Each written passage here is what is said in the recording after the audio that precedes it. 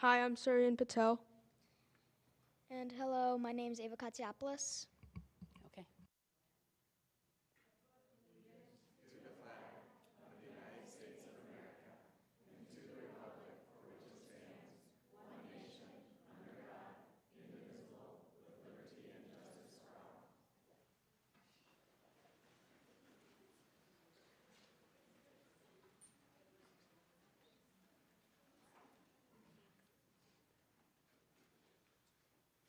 Okay, first up on this evening's agenda, we have a school spotlight from Deer Path Middle School, so I will hand it over to our Deer Path Middle School leaders.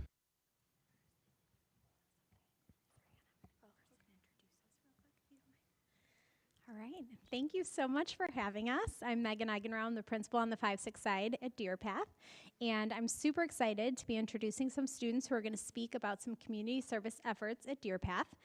Before we get started with the student portion, we just want to highlight a few key things. So you may be aware that we have core values at Deer Path. Our core values are perseverance, integrity, compassion, curiosity, and of course, funtastic. And our goal is to spread an appreciation of civic engagement through and service to our community through meaningful service from all of our students. So we're going to talk a little bit about SLS, which is Student Leadership and Service, and then also Stu Crew and our 8th grade community efforts.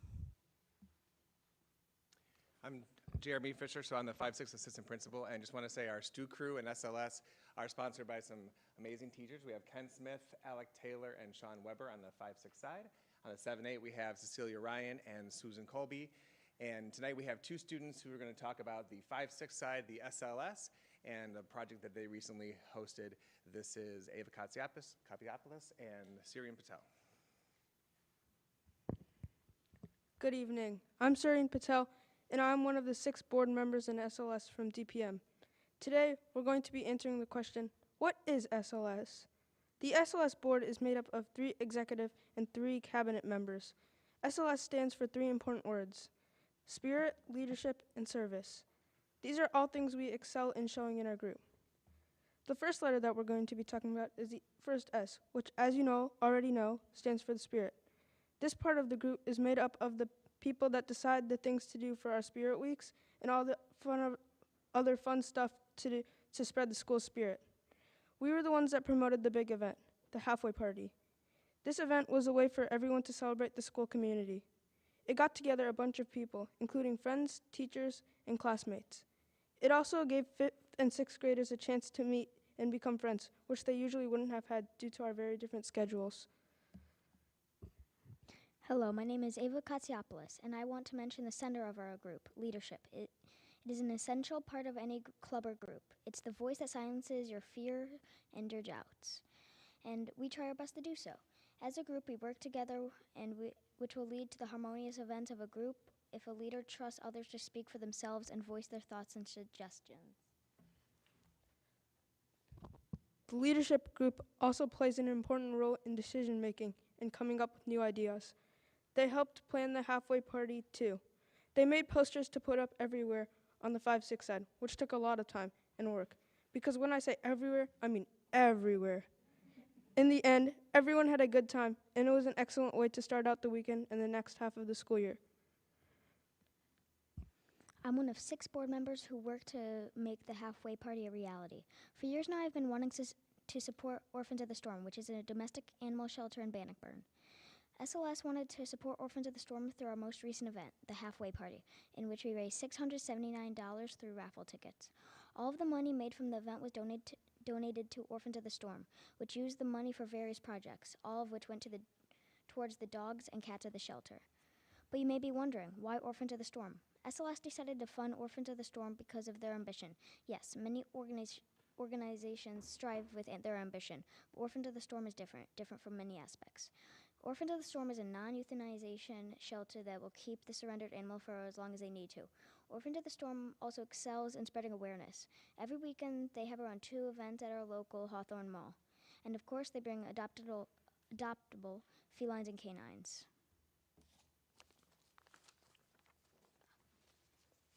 So we're just going to be passing out these.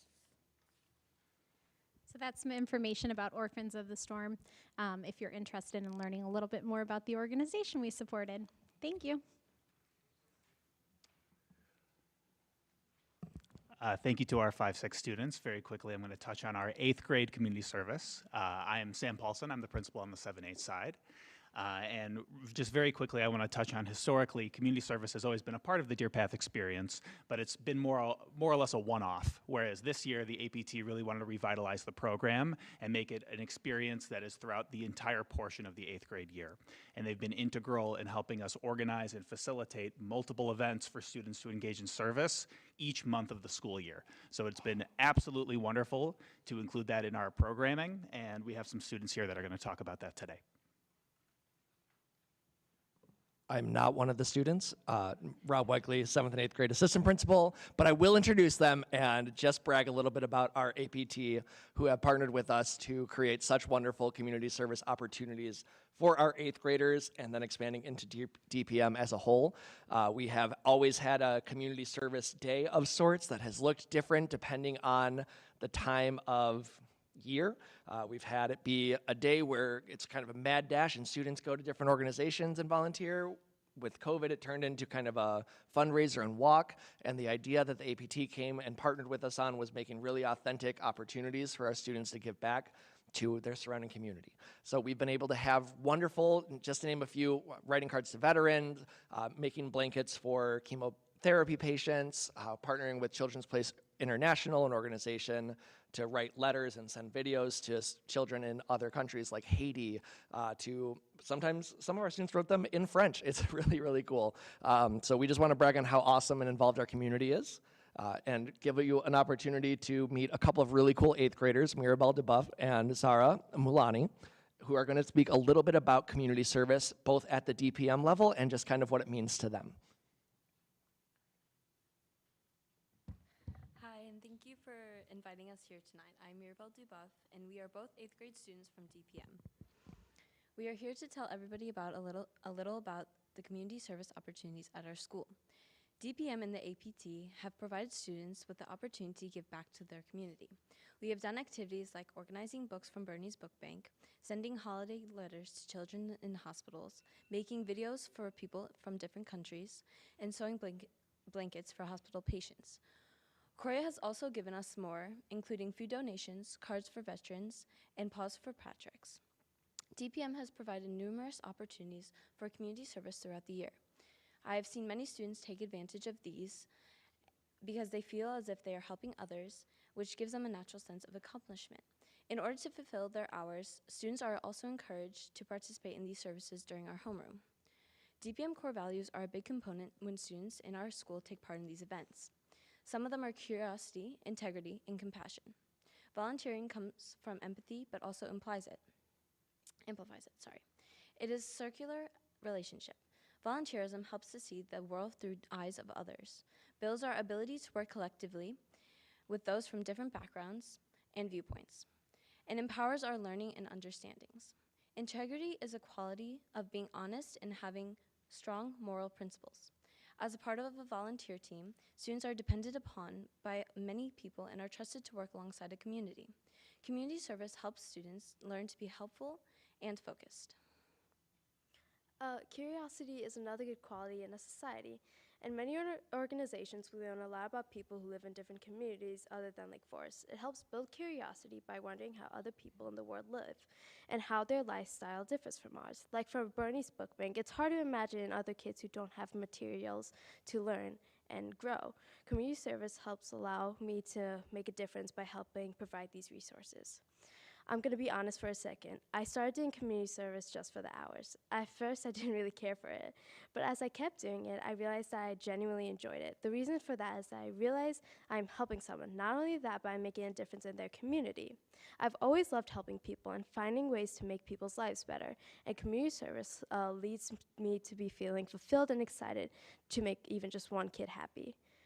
I am a huge fan of reading. I just get completely lost in books, and it's truly my happy place. So with that, I usually go to Bernie's Book Bank because I want to be able to have a kid have the same wonderland I have while I read. I want them to explore the art of reading. Well, that's all for now. Thanks for listening, and thank you for providing us at DPM an opportunity to serve our community. We appreciate your time, and we hope to see you again. P.S. Thank you, Mr. Wegley, for the donuts. They got them after they agreed to do this. It wasn't. It wasn't a Wasn't a bribe. bribe. It wasn't a bribe. Thanks, guys. Thank you to our students. We hope that this sparks a lifelong journey of service going forward after 67. And to our future Deer Path Braves, you have a lot to look forward to when you come join us in a couple years. Thank you. Thank you very much. If our visitors from DPM would come up front, we'd like to get a picture of all of you with the board before we proceed to our hearing.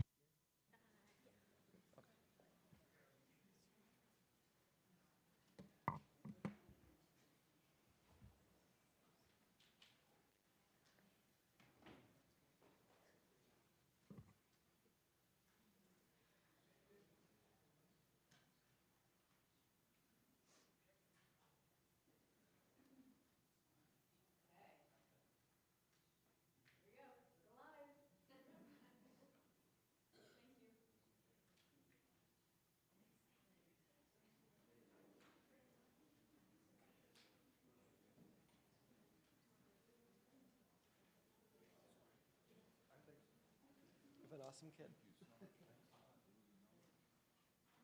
So this evening, we are about to take a pause from our regular meeting to hold a public hearing for reduction in workforce, and then we will return back to the regular meeting agenda in a moment. So from the board, may I have a motion to adjourn to the public hearing for reduction in workforce? So moved. Thank you. May I have a second?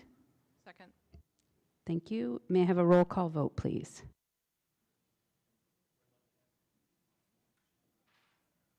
Ms. Bernal?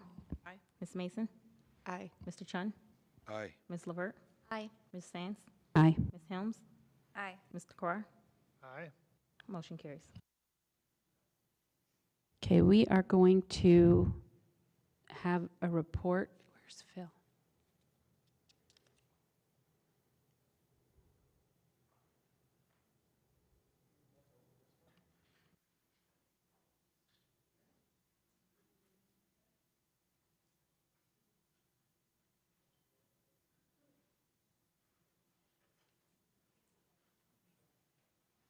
Phil?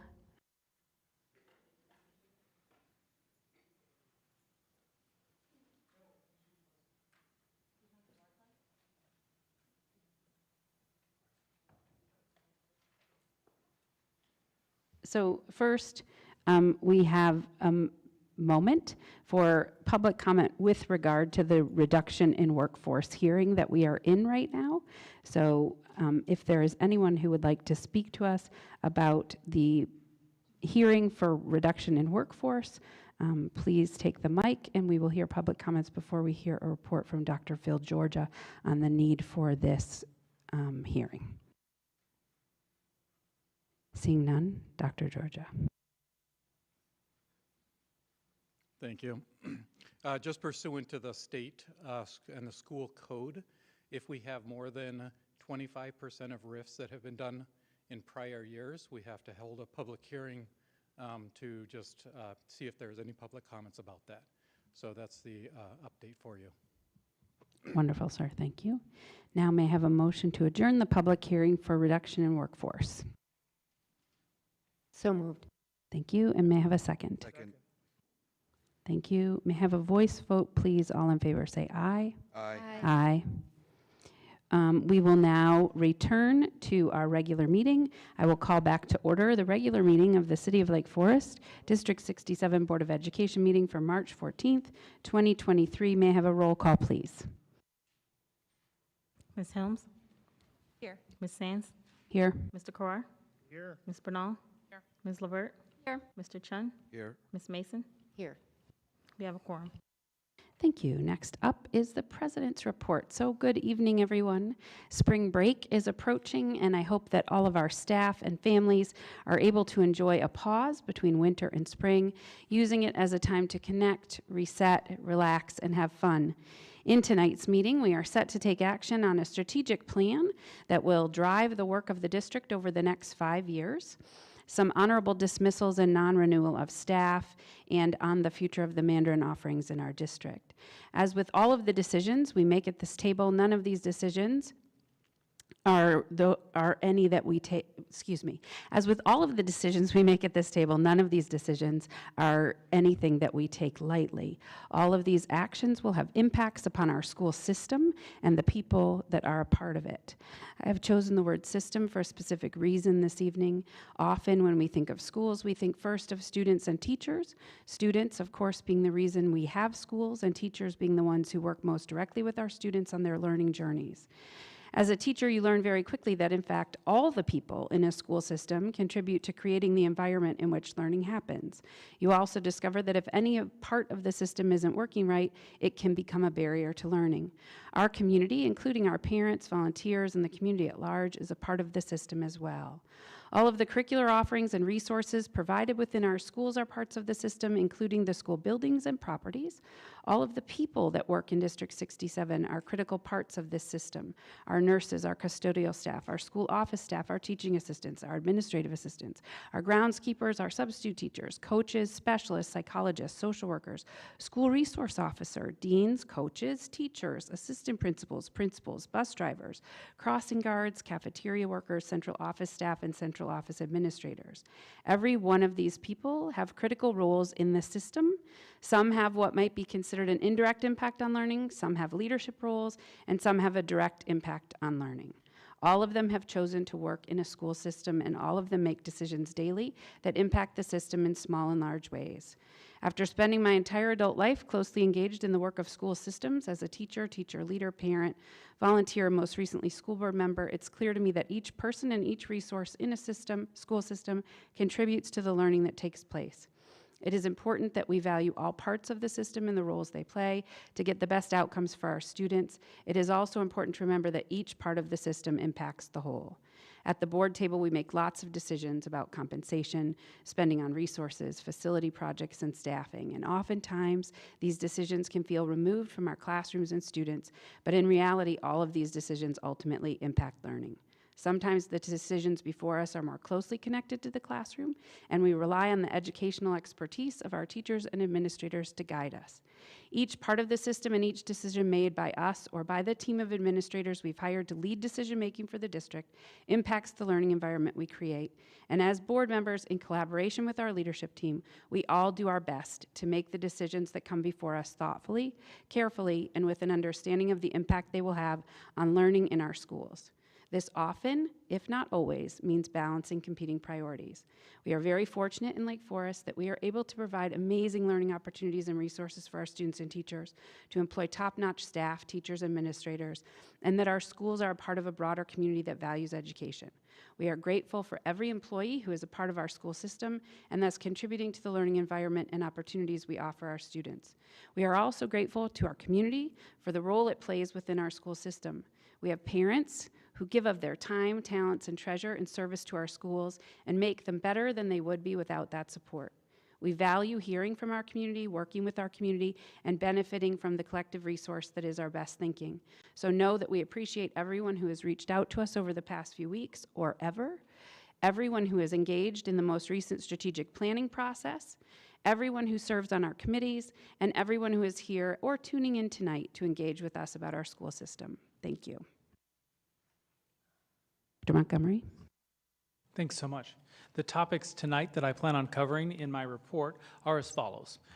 Touch on the strategic plan, Mandarin, IAR testing, the reading resource pilot, a quick update, turf field construction, an update from the city, and finally an upcoming tour for the referendum at 1:15.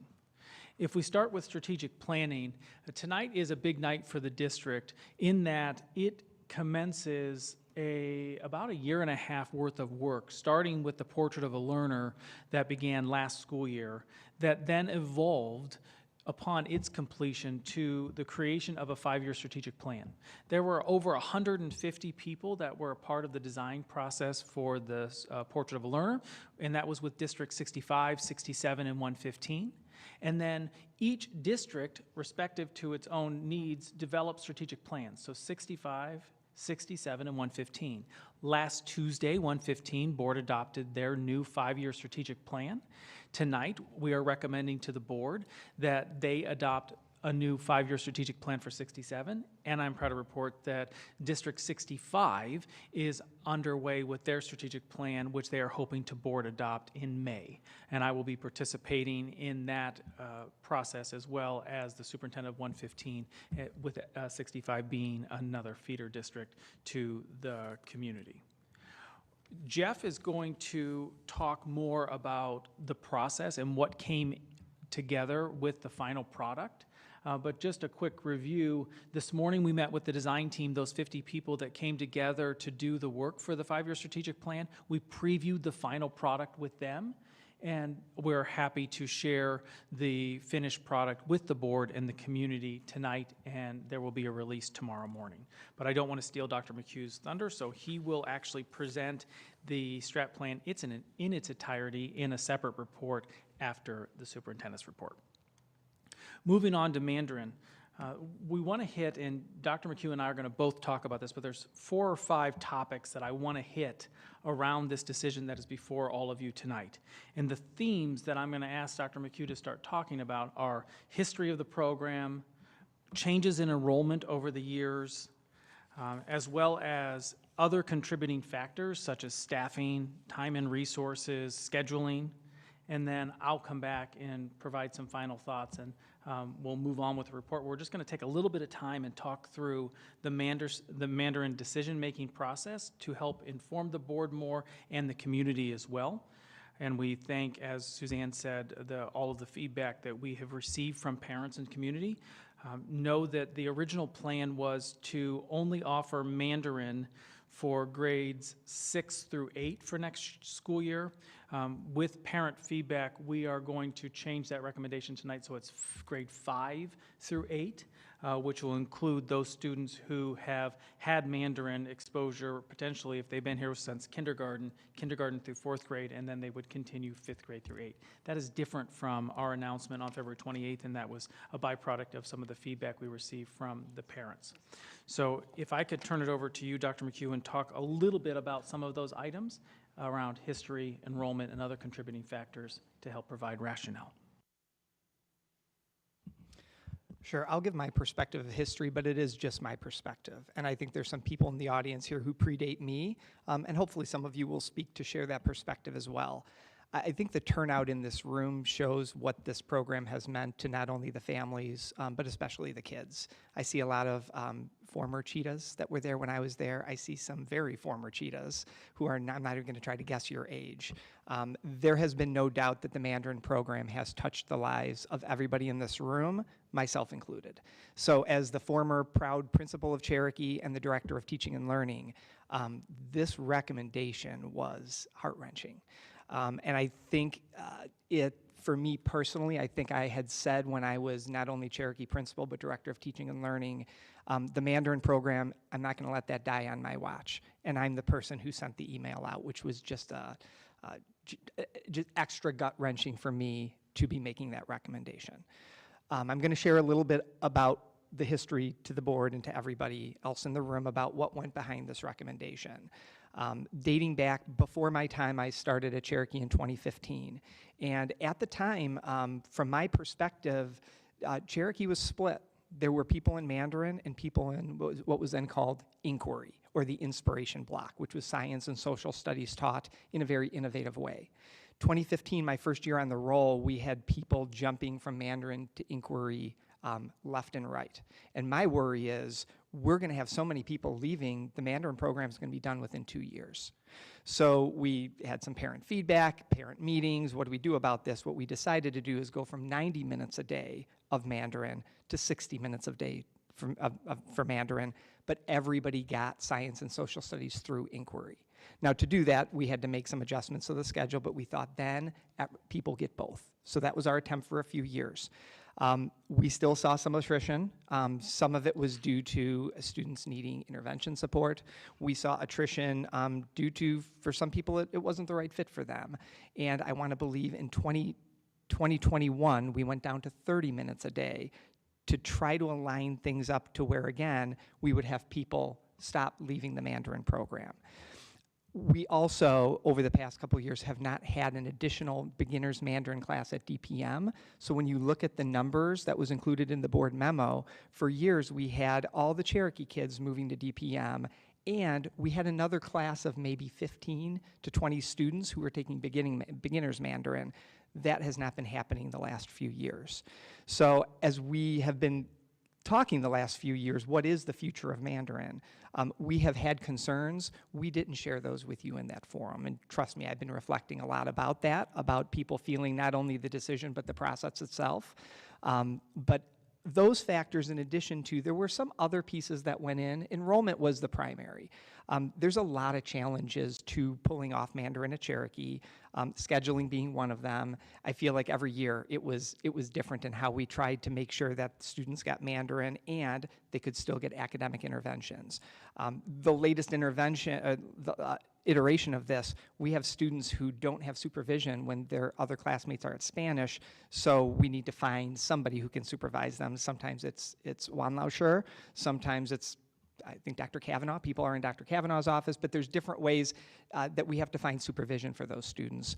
And then the staffing piece. I want to say we've had at least 6 Mandarin teachers since 2015 across the district. It's an extremely hard position to staff when you have an opening, but then also if somebody goes out on leave. I think all of those factored into the decision, so enrollment was part of it, but there were some other pieces that went into that too.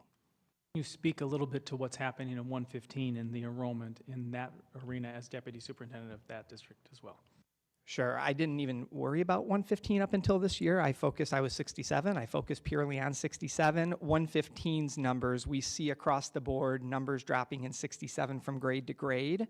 And now without having that extra bump at Deer Path, we're seeing a decline at Deer Path.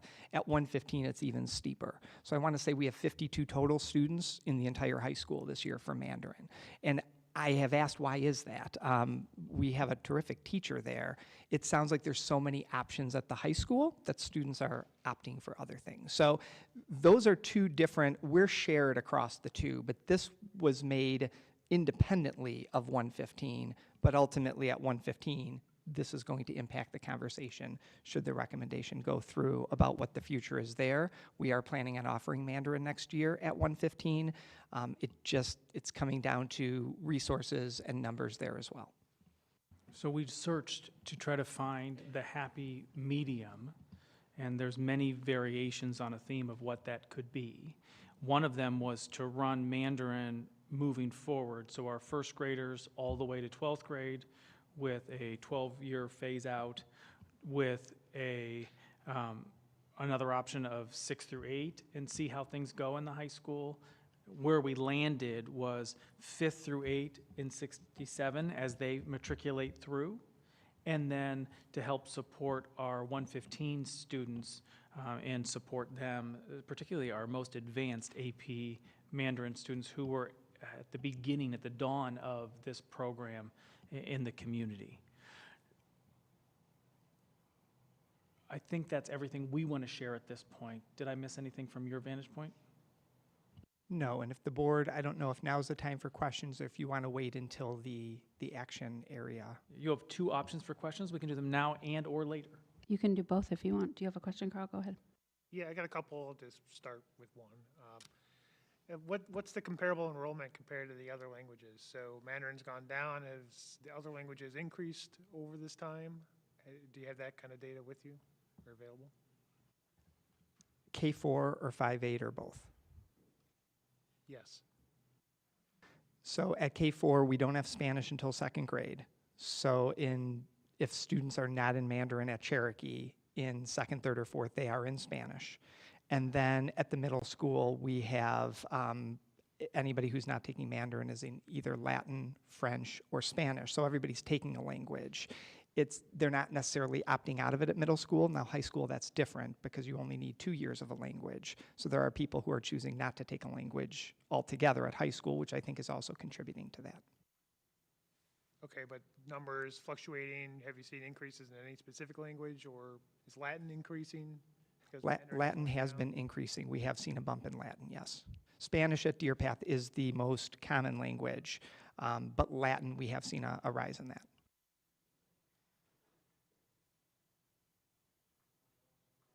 Any other questions right now? Yep. Well, go I ahead, think Minna. I'll wait because I think we might hear from parents, and I want to just say how much we all valued the emails that we've received over the past couple of days. I know Suzanne said it, Matt said it, but that's something that we take very seriously and I think has influenced decisions. And so 2 things I wanted to ask. One, I just wanted you to say a bit more about the challenges with hiring and specifically why that's an issue. And then also I think what I heard was that in response to parent feedback and some of the emails that we've gotten, that we landed on this solution potentially where we're going to phase out we're going to keep 5th instead of stopping at 6th. And I'm wondering why specifically that decision was made, you know, what was the rationale based on the feedback that we got? Okay, for the first one, I'll try to keep this tight. Mandarin was the single hardest position I've ever had to hire K-8, and I've done hiring across the board. To do that, you have to be certified in, you have to have your professional educator's license and be certified in a foreign language, so that dual certification. The pool is tiny. We worked with Michigan State. We worked with basically we went to colleges to say, who can you send us our way? So we had a very, very small pool, and then within that pool, trying to find qualified applicants is very difficult. Fortunately, we landed on 2, the 2 we have right now, Wan Lao Shi and Zhang Lao Shi, but it's been tough. And then when there's a leave, trying to find somebody on maternity or any leave is also very difficult. I'm sorry, your second question. Just in response to feedback in the last few days, we've made one change in you've made one change in your recommendation. I'm just wondering what is the rationale behind that particular change? And I can speak to this. So we got feedback that particularly to those students, it was especially challenging for the students that invested their whole elementary careers, so our K through 4, that we should consider offering it for our incoming 5th graders, given the commitment that they invested their whole time in Cherokee in the program. And that spoke to us that we wanted to honor those students, and that was the change from moving it from 6th to 8th to 5th grade based on that feedback from parents. Was consideration given to maybe a longer phase out than just making the decision and announcing it? Yes, we looked at everything from rolling up K all the way up through 12. The other end of the spectrum, which is no Mandarin at all at either level. And we worked with Rachel Abel at the high school. We consulted her. She's the instructional director for world languages. This came up with German several years ago at the high school, and other districts have done this where they phased out. We landed right in the middle for the reasons that Dr. Montgomery said, of there have been some students who were in it for their entire Cherokee career to move them up. But no matter what, wherever there's a cutoff, anybody who doesn't get that, we realize that's going to be challenging for them. So we hear that. Anyone else at the board table? All right, I'll let you finish your report, Dr. Montgomery. Thank you. So moving on with the report, and again, there'll be other times for questions when we go to the action item. The next topic is IAR testing. Certainly not a popular topic, given that I think that it's a challenge for our students and certainly a stressful time. But I want to just impress upon the fact that we are using that data in a very big way to monitor our progress year over year, and we need 95% participation per the state guidelines to get full credit for that assessment. The test is going to be administered between April 10th through April 21st, and remember that this is assessing both ELA and mathematics, and we're always very much interested, but as we are looking at a new math program being instituted in DPM right now, grades 6 through 8, as well as we're looking for additional baseline data before we move to a new English language arts curriculum next school year, which I'll talk about. And I think item 4 is the reading review. I just can't stress enough how important it is for us to have that data in hand as we're making instructional decisions for subsequent school years. On that same, to build off of that, the Reading Resource Pilot is underway right now. There are 3 focuses for teaching and learning this year. The one is the math program I just alluded to. That's the illustrative math, grades 6 through 8. Another one is instructional coaching, and then the primary reason for this section is for the K-8 reading program. We're about halfway through the pilot system, or the pilot program, forgive me, led by our Director of Teaching and Learning, Vale Keyser, and our literacy coach, Denise Galatsianos. We have been collecting data from our students and our staff, as well as looking for opportunities to get feedback from our parents. So thank you for those individuals who have emailed us already, and you will see that Vale and Denise both met with APT to help bring along that partnership of the progress we're making on the pilots. There's 4 pilots happening simultaneously in both the elementary districts as well as in DPM. And at the April 25th Board of Education meeting, there will be a recommendation and full report from Vale to the board on whatever selection she is recommending for the board to consider. This has been one heck of a project. This has been about an 18-month journey to get to a new landing spot for English Language Arts curriculum.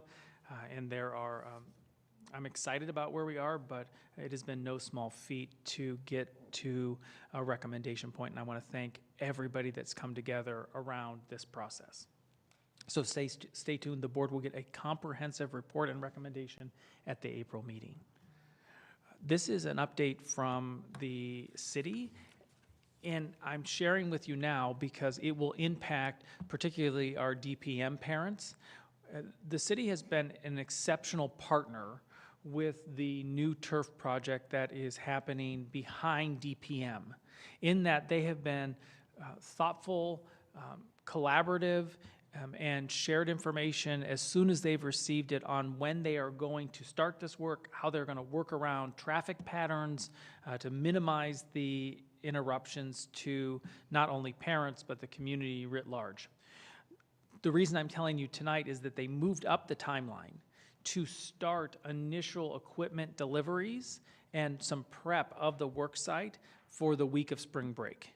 So you will see an increased traffic pattern that week if you happen to be in the city. If you haven't made your vacation plans and you live in that area, I encourage you to do so. They are trying like heck, they being the city, to keep us all in the loop and to make this as seamless of a project as possible. It will impact us because it's in our backyard, but we will also reap the benefits of this complex that the city is investing a great deal in. If you want more information about the community park improvement project, I think the city does a terrific job about updating. There's also a full update on the dome at the library right now. So there's construction happening in multiple different areas in the city, and I just encourage you to follow their updates, and we will do our due diligence to share the information with you as well. Last touch point is on the referendum. There is another tour and forum this Saturday on March 18th. 10:30 there will be tours, 10:30 to 11:30 of LFHS. 11:30 there will be an informational session in a forum and with a panel like we've done in other opportunities. I want to thank everyone who attended the Future LFHS Scouts event that was on March 6th. This is just another opportunity to come in, see the building, answer any questions that you may have. And that again is this Saturday starting at 10:30 a.m. That concludes my superintendent's report, and thank you all for your kind attention. Thank you. Do any board members have any questions regarding the superintendent's report before we move on? Thank you. Next, we are at the point in our meeting for public participation. The board will now hear public comment subject to Board Policy 2230.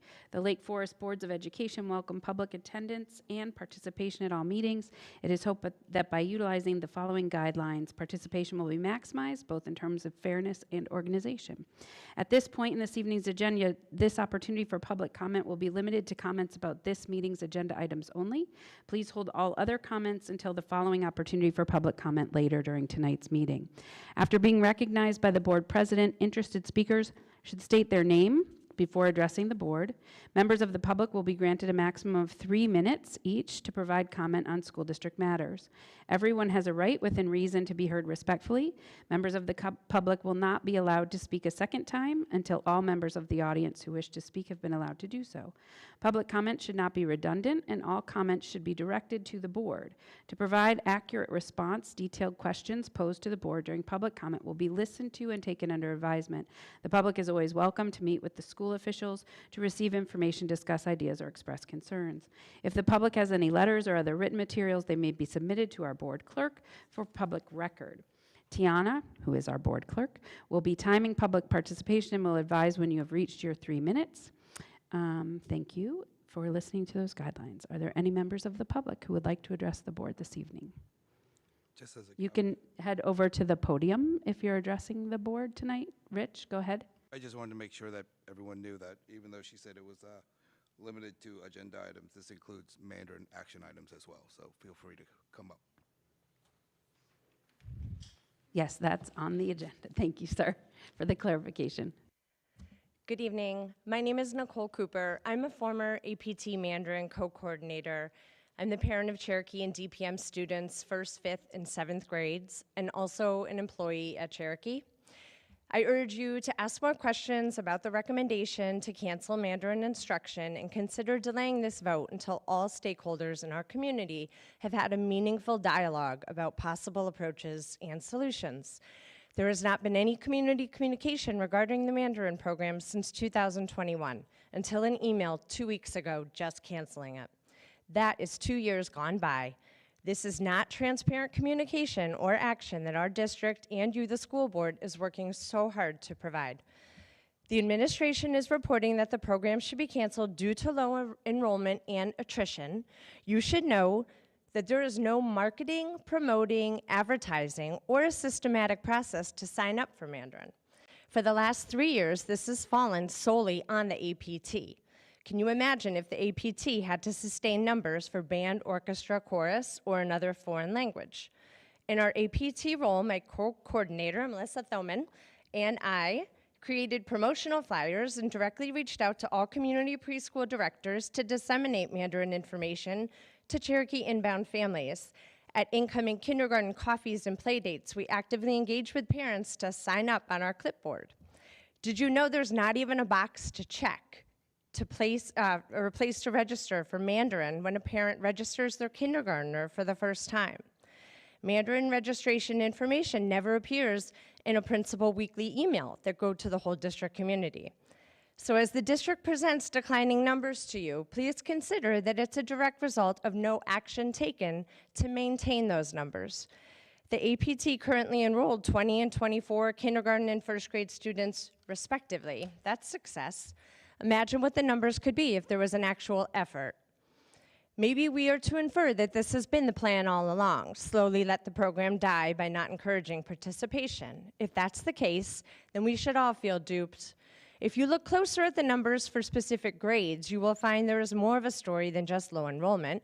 Attrition can be directly correlated to different instructors that provided poor instruction throughout the years, and therefore students dropped. This is not Jang Wan Lasha, our current Mandarin teacher. Mandarin also suffered through COVID and a remote learning year. Band, orchestra, and chorus has also experienced attrition during remote learning time. Is it comparable? This is the question to ask. The band, orchestra, chorus comparison, because that's an elective, like Mandarin. The other foreign languages aren't a choice. Has anyone surveyed families that left the program to determine their why?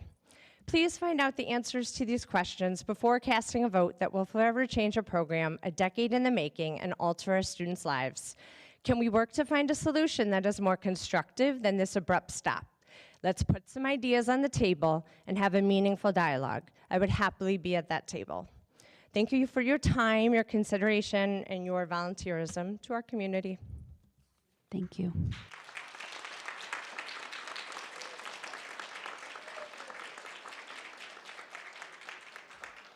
I just brought up my own timer here, so I don't have to feel super stressed out, so I don't know where I'm with this. Good evening. My name is Mary Damon-Vitt. I have 2 children at Cherokee. I'm here tonight to speak in response to the proposed elimination of the Mandarin program. My daughter, a third grader, currently participates in the program. Upon sharing the email from Dr. McHugh, my daughter was inconsolable and questioned why she was never told about the removal of her favorite class. She wanted me to call Dr. McHugh immediately so she could ask why. As I reflect on our years at Cherokee, I can't help but wonder how our COVID policies influence the participation level in Mandarin. My son started in the program, but he could not make meaningful strides attempting to learn on a remotely linked screen. His frustration grew to be too much, and we were compelled to pull him from the program.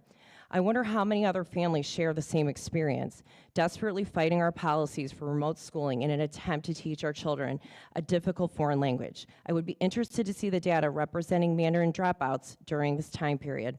Since we have been at Cherokee, I've seen little to no marketing advocating for the Mandarin program. While the APT and district strongly broadcast information and fundraising opportunities for many activities, I have not seen any correspondence concerning the Mandarin program. I believe many Mandarin families, parents, and children alike would have proudly participated in such efforts to help increase participation in Mandarin. Unfortunately, the Mandarin program was left to wilt on its own accord with no support from the broader school community. If the proposed cut is approved, what is the goal? Is it to save money? Is it to consolidate classes and resources? I question that placing 150 students in an introductory Spanish, French, or Latin class will achieve any of these goals. Will these students be expected to join mixed-year classes in these first-year language courses? Will the Mandarin students in each grade level be placed in their own classroom in which they will have the same class size, the only difference being the language taught? Operationally, cutting the entire program at once does not seem to streamline resources other than removing a couple of teachers who represent a tiny percentage of our budgeting limitations. Considering the cost to the students, including throwing out years of hard work and removing a love subject, I do not see how abruptly discontinuing the program benefits the students nor the district. At the very least, we should allow the current students to finish their study of the language in D67. If you cut Mandarin now, when will the Latin enrollment be questioned? And at what threshold should we keep French? While you may see the Mandarin program as low-hanging fruit, ask yourselves, how would you feel if we canceled all your efforts exerted in the past 3 to 6 years? Our district asks taxpayers for the maximum allotment every year, and our high school district failed to budget for operationally important infrastructure in asking $100 million, yet Dr. McHugh is proposing to yank the rug out from under these students' feet with potentially no savings in resources. The board should instead take a stand for the students, not the administration. Thank you. Thank you.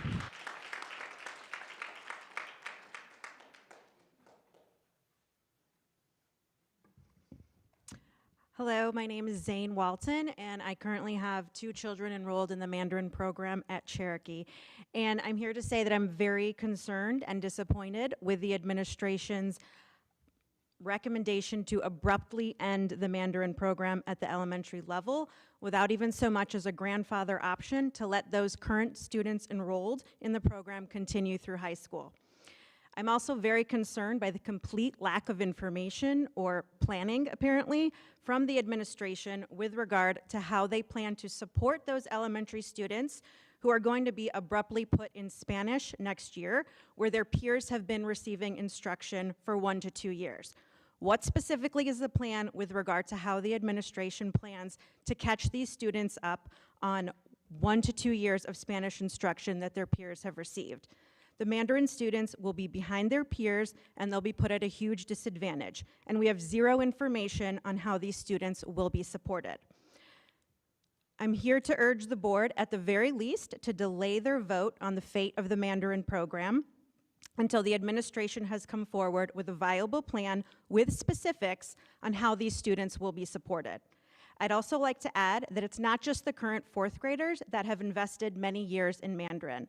The 2nd and 3rd graders have invested 3 to 4 years of their elementary education as well. That is not insignificant. President Suzanne Sands said herself tonight, we are here first and foremost for the students. So please, keep these Mandarin students in mind when you cast your vote regarding the Mandarin program. And please, do not send a message to these children that their time, energy, and investment in Mandarin was for nothing. Thank you. Thank you. Hi, My name is Brenda Rabel. This is my daughter, Ez. Dr. Montgomery actually used her picture this evening to talk about canceling the Mandarin program, which is a little ironic.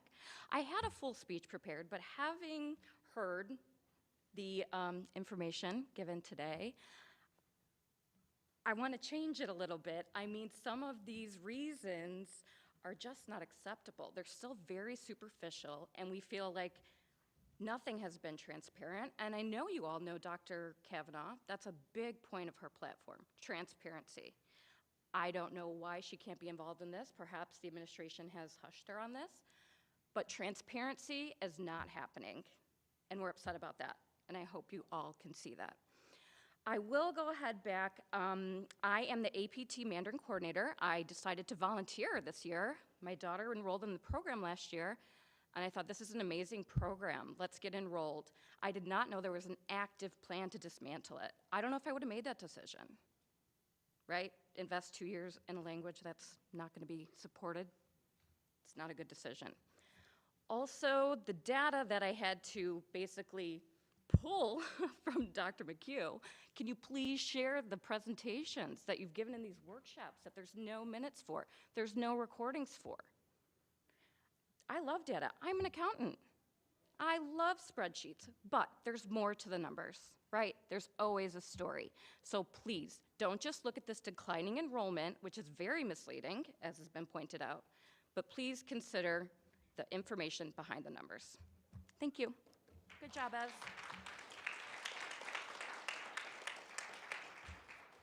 Hello, my name is Kristen Lee. I've been a resident of Lake Forest since March of 2014.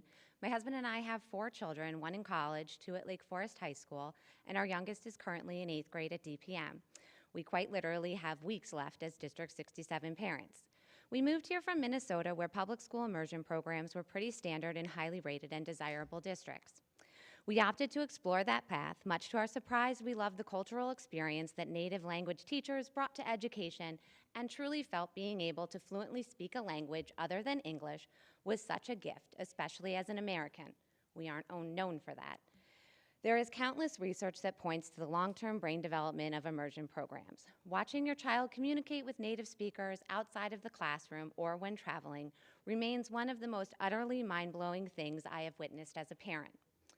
When we knew we were relocating to Illinois, we searched for immersion programs, and much to our surprise, something that was so common in Minnesota was nowhere to be found in Illinois, until we stumbled upon the Mandarin program at Cherokee. This was not a match for our older children, but we would be able to offer our incoming kindergartner some form of an immersion experience. Our son's class was full of families that had also come to Lake Forest, especially for this program. It was a new program that was innovative for Illinois and drawing lots of attention, both positive and negative. The parents were enthusiastic and supportive, much like all of the parents here today. Our son was part of the immersion program for 3 years. Each year we watched the instruction time dwindle with little to no support from the administration. We ultimately made the extremely difficult decision to pull our son from the program when he was missing over a half of his Mandarin instruction time for intervention or district testing. Instead of trying to enhance the program, it felt like it was slowly being dismantled. I believe that the claim that the program has low numbers, much like others have spoken to, is not a result of lack of interest or parental support, but a direct result of lack of support from the actual district. In much of the communication recently, test scores has been the focus. It feels like we are in the great race to make our children's test scores better and more in line with neighboring districts. Once Lake Forest catches up with the Joneses, if you will, in terms of test scores, what is going to set Lake Forest apart? Test scores aren't equivalent to an innovative education. We all know that Lake Forest is a special place to live, yet that also is not reflected in test scores. I would ask the board to really speak with the administration and have a great understanding and do a deep dive in ways that are innovative to educate our children, that sets us apart from the pack, not just makes us part of it. Our family is proof that it does in fact draw families to your town. Thank you so much for your time. Thank you.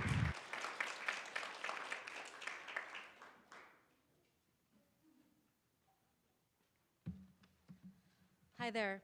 My name is Pei Xing Patricia Wu Manchester, and my son Quinn Yinghan Lee Manchester is in the 1st grade in Cherokee. and started the Mandarin program in kindergarten.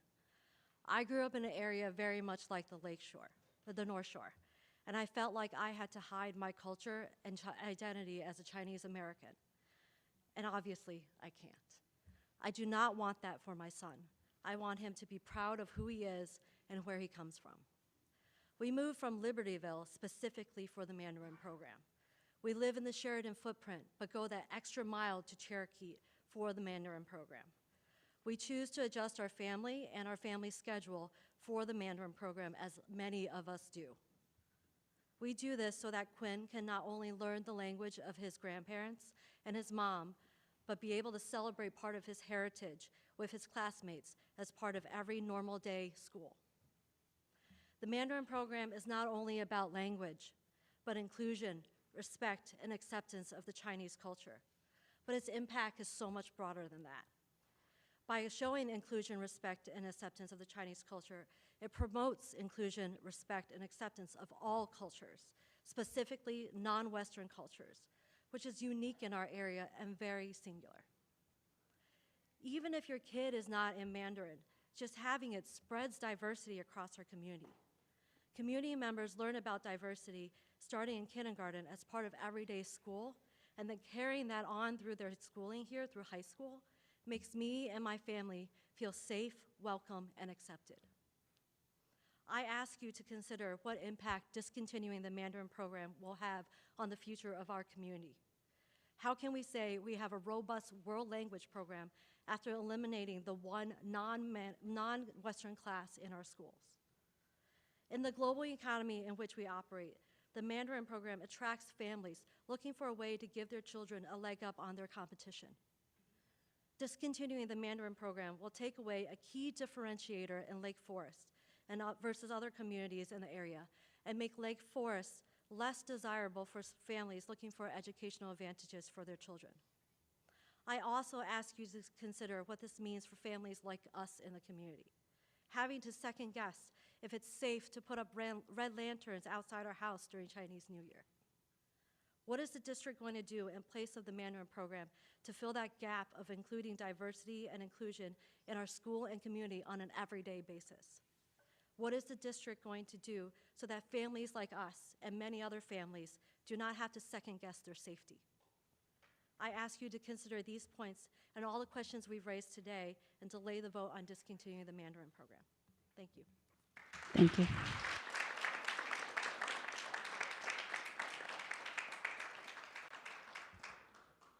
Hi, my name is Bella Bach, and I'm a sophomore in high school. I'm currently taking AP Mandarin. From kindergarten on, I've been taking Mandarin. I went through the Mandarin program at both Cherokee and Deer Path Middle School. I was in the Mandarin immersion program from kindergarten to 3rd grade, in which I took Mandarin for half a day and learned subjects such as math and literature in Chinese. I watched as Mandarin class went from half a day to 30 minutes, which doesn't allow for students to learn Mandarin to the extent at which is possible. Mandarin has brought me many opportunities that I can use going forward, whether that is here or not. My little brother Keegan is currently taking Mandarin at Cherokee, but unfortunately, if this plan follows through, he will be switched into Spanish after 4 years of rigorous learning. My 2 little sisters are in 5th and 7th grade at Deer Path Middle School. My sister Asha has been taking Mandarin for 8 years, and incoming students at Deer Path will not be able to experience this. Mandarin provides diversity in the language field at these schools and allows for students to learn something much different than their peers in neighboring public schools. The Mandarin teachers teach us about Chinese culture and offer extracurricular activities such as speech contests in order for us to practice our Mandarin skills out of school. This is very different for what other languages learn about and what they are offered. The teachers made Mandarin fun for us in elementary school, which in my opinion makes it the best time for us to learn it. Before kindergarten, I was switched to Cherokee from Lake Forest Country Day School just so I could take Mandarin. This plan of removal of the Mandarin program pulls away from the appeal of Lake Forest Public Schools. Thank you so much for your time and consideration.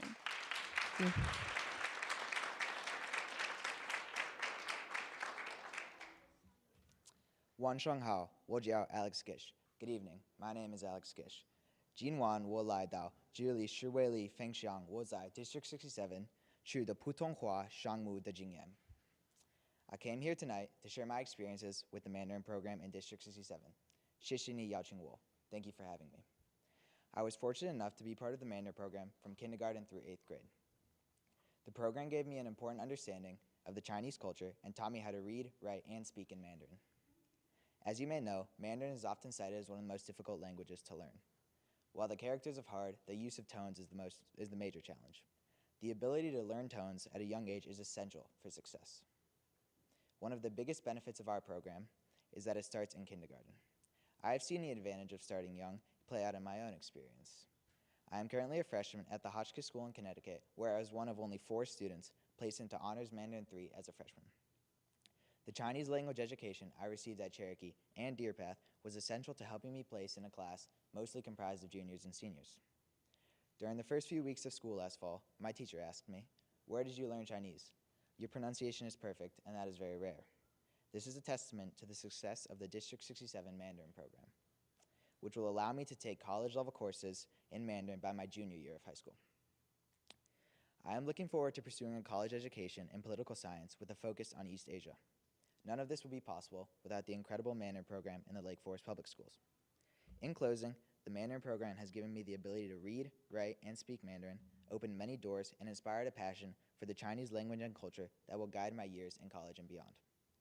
As you know, the college admissions process is very competitive, and I believe this to be one of the biggest differentiators our district has provided and can continue to provide to its students. 我很感谢第67的老师和很管理人创将这个项目，并让我有机会参与其中。I am grateful to the District 67 teachers and administrators for working to create this program and giving me the opportunity to be a part of it. 我希望在 Cherokee 和 DPM 跟随我的学生将拥有与我相同的机会。My hope is that the students that come after me in Cherokee and DPM will have the same opportunities that I did. 非常感谢. Thank you very much. Thank you.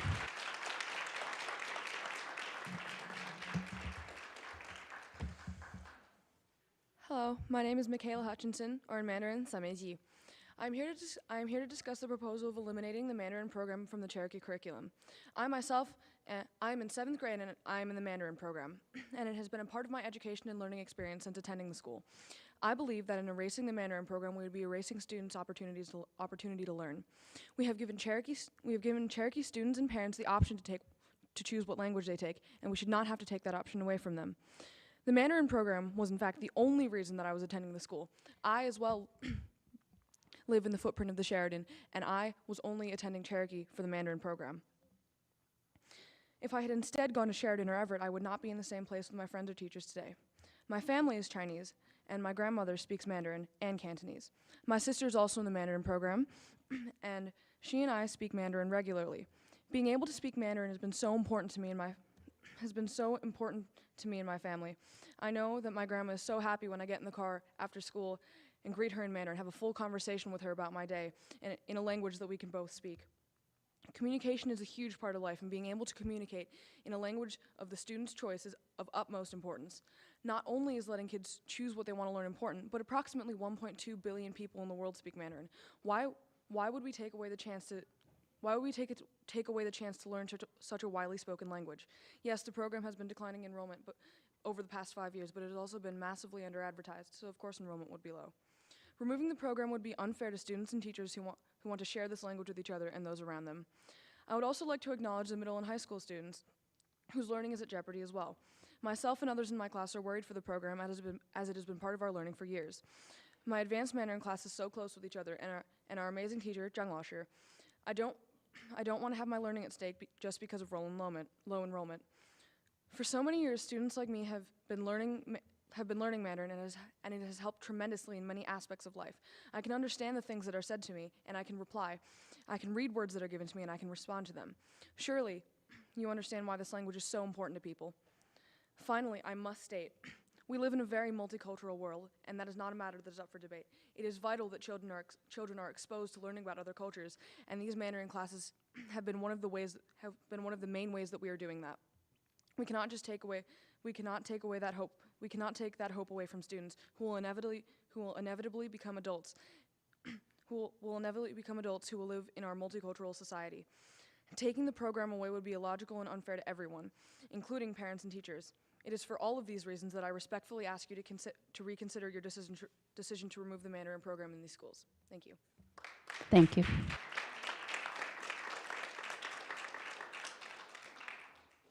Hi, my name is Ria Kapoor, or Xiaoya in Mandarin. Mandarin has been very important to me for a long time. In 2018, my family moved back to the US after spending a few years in Singapore, where I started learning Mandarin. We were so excited to learn that Cherokee Elementary had a Mandarin program where my younger sister and I could continue to grow our learning. And as a district, we are very fortunate to have outstanding Mandarin teachers who work hard every day to help students learn Mandarin in a way that connects them with culture and learning while still having fun. As you know, research shows that the best age to start learning a language is before the age of 10, which would be impossible if the district chooses to eliminate Mandarin from the elementary school. Through Mandarin, kids can learn so much about diversity, culture, inclusion, and have a new understanding of the world. Over these past few years at Cherokee, Mandarin enrollment has been declining, and Mandarin has been stripped from a full immersion program to a couple hours to 1 hour to just 30 minutes a day. The solution to solving these enrollment problems is certainly not by exponentially cutting the program down. In fact, this could actually be a factor contributing to the decreasing number of Mandarin students. Mandarin is a wonderful language that promotes great communication and can help kids grow to succeed in life.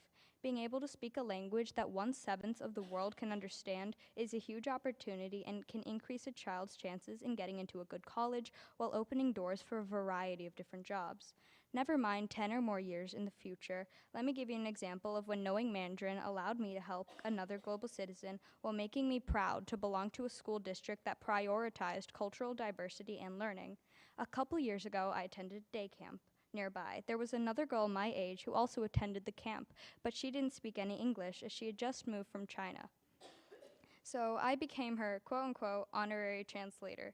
It was a new and amazing experience. Not only was I able to help her and make a new friend during our fun time at camp, but I also felt proud to be part of a school district that promoted learning languages that could connect me to her and others like her. But I worry that soon fewer and fewer kids will have these chances to expand their learning in unique ways. Why would we take away this opportunity for kids to become truly global citizens? Thank you. Thank you.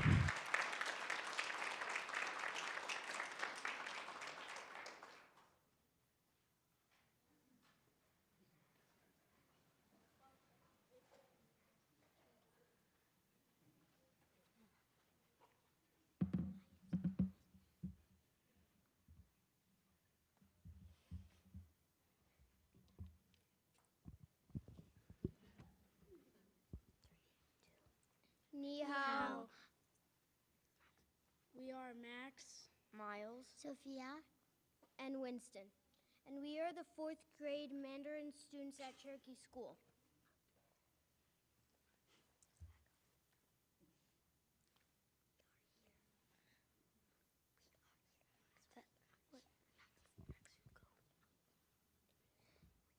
We are here to tell you why Mandarin is important and should be continued. First, that not enough people are interested, but there are 19 people in kindergarten, 24 in 1st grade. I think that's enough. We asked most of them, and 75% of them said they want to do Mandarin through elementary. That is why we should continue Mandarin. Second, everyone that is in grades 2 through 4 will be behind in Spanish because they have been learning Mandarin and not Spanish. Even though it doesn't seem like a lot, that's more than 70 students. And they all should have multiple choices and not be forced to choose one language. Third, we should keep Mandarin because it is important to learn more than just Hispanic and American culture and go learn more. In conclusion, if you decide to still not continue teaching Mandarin and forget about this, please let Cherokee at least continue Mandarin as it has been a tradition for many years. Winston, Miles, and a friend care so much about Mandarin. that we went into a competition for the whole America, and we won. I think this proves how much better this language is. Thank you. Thank you for listening. Thank you.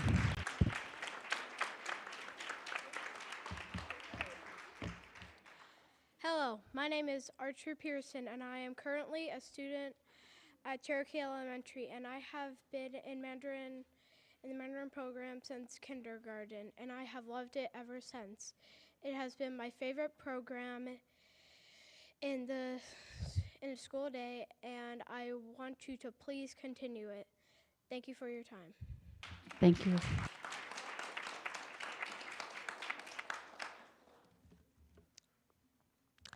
Hi, my name is Ethan Melzinski. I am in 3rd grade. We moved here 2 years ago, and when my parents shared that I could learn Mandarin, I thought, wow, I think Mandarin is very unique. I'll give it a go, and thought to myself, Mandarin will be fun. Now I think Mandarin is amazing, and I really don't like want it to go away because I like learning Mandarin, and it has given me so much. I have a new skill that I love to share with others, and I even earned an honorable mention from the Class 2022 National Poster Contest.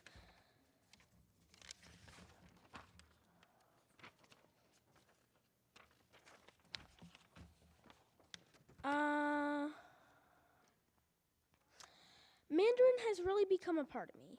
I'm very, my little brother who goes to MSLF is also taking Mandarin at his school.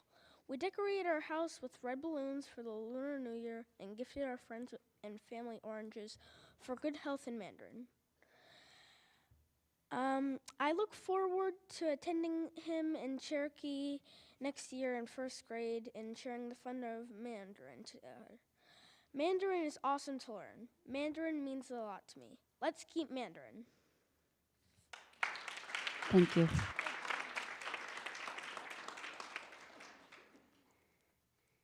你好，我叫小雅，我8岁和我3年级。Hello, my name is Olivia and I'm 8 years old and I'm in 3rd grade. My mom told me 2 weeks ago after school that she got an email saying that Mandarin was being canceled. I didn't believe her. But when she said it was true, I started to cry. I cried for hours that night. I've cried many more hours since. I am crying because Mandarin is something I love and it is being taken away from me and others.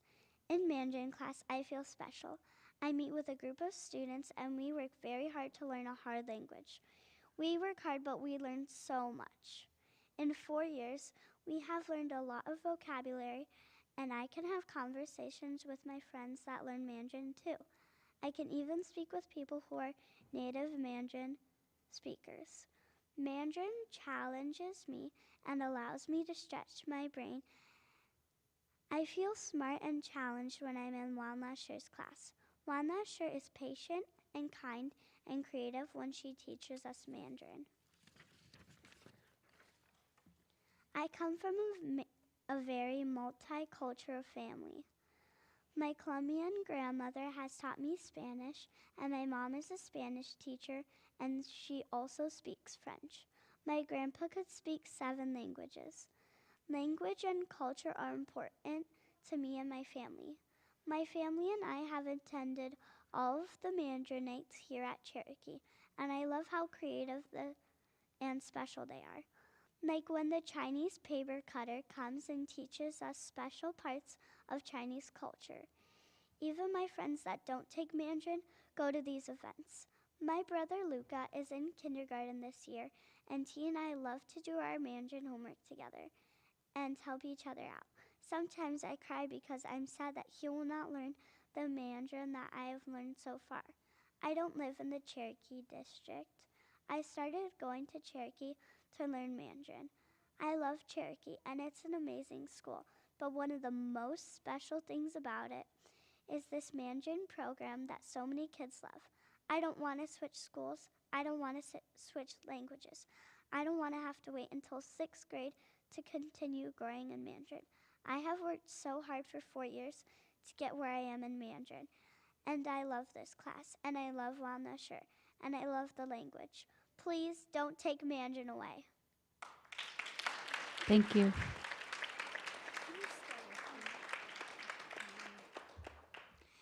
Hello and ni hao, and good evening. I'm Mackenzie Vitt. I go to Cherokee Elementary. I am in 3rd grade, and I am in the Mandarin program. When my mom told me the Mandarin program was ending, I was so upset that I cried for 2 hours and 30 minutes. Mandarin means so much to me that I look forward to it, but I want to do it next year, though. And maybe one day, if I'm really good at speaking Mandarin, I could go to China with a friend who speaks too. Why didn't Mr. McHugh have to do this to all of the Mandarin people? We are all upset. So I keep on thinking to myself, saying, we need justice over and over. So I think Mandarin should be back next year, because we do wonderful things like games, plays, and we are doing a new unit this unit, and we are doing shopping and so much more. And all of the Mandarin people love Wan Lao Shi. She's the best Mandarin teacher I could ever have. Thank you, Xie Xie. Thank you for this wonderful evening. And please, I'm begging you to do Mandarin next year. And you know who I'm talking to, Mr. McHugh. Bye, Sai-Jan. Thank you.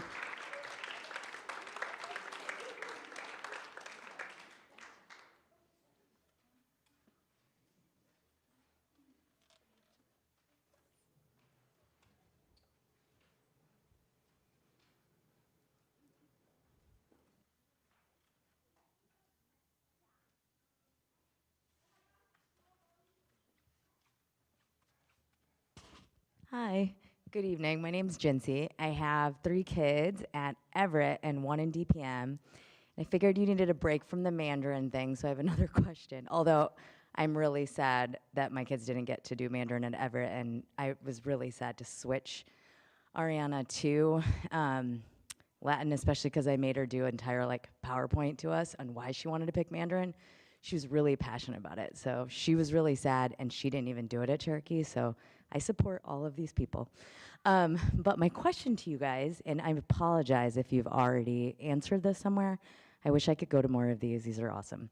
But the referendum, do you guys have any kind of breakdown that you can give to the public in exactly how every single dollar is going to be allocated to the mold or the teachers or that kind of stuff? I don't know if there's anything that can be given or emailed to us, like an accounting ledger, something, so we can truly see how everything's going to be allocated and how it's going to improve, and just any transparency in that for all of us that don't know too much about it. Thank you very much for your time. Thank you.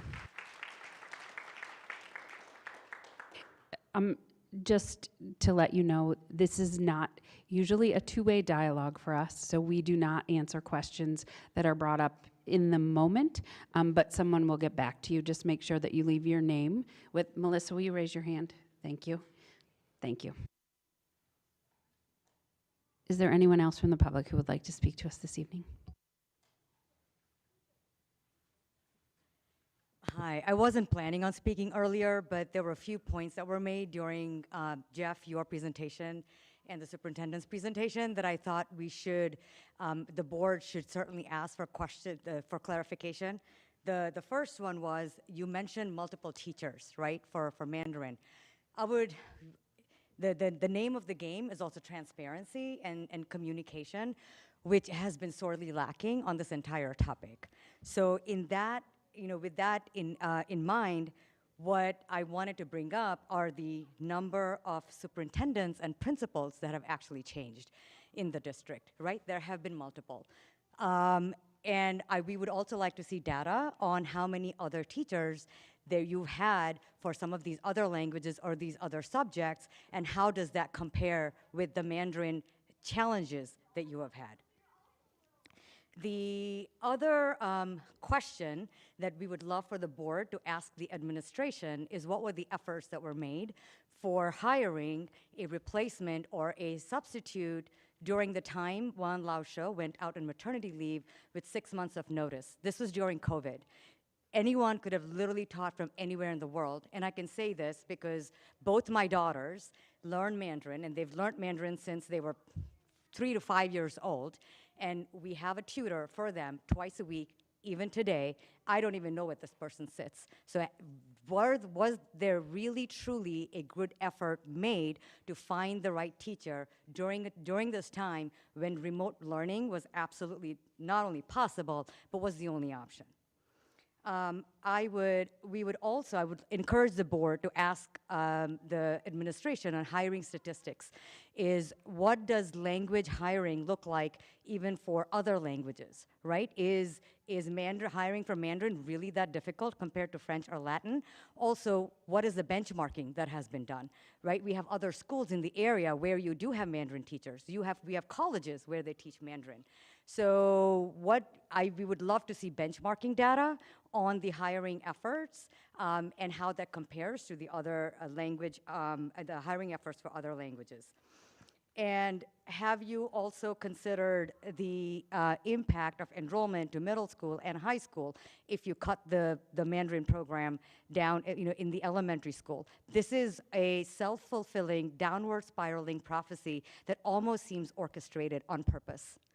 So I would love for the board to question the administration more on that. And lastly, as a family physician and someone who's 50% of my practice, I treated patients for anxiety and depression. Has the board asked the administration how this would impact the mental health of current students at Cherokee and at Deer Path and at the high school? This is not something to be taken lightly. I really applaud all of the parents who have come forward to talk about diversity, inclusion. We see a lot of attacks that are happening on our fellow Chinese American, people with Chinese American heritage. That is not something likely to be dismissed lightly, but also think about the mental health impact that this will have. You heard all of our kids speak with so much courage today, right? It is not easy on them. This is not a decision to be taken lightly, and please go back, show us the data, be transparent, communicate, and partner with us. Thank you. Thank you.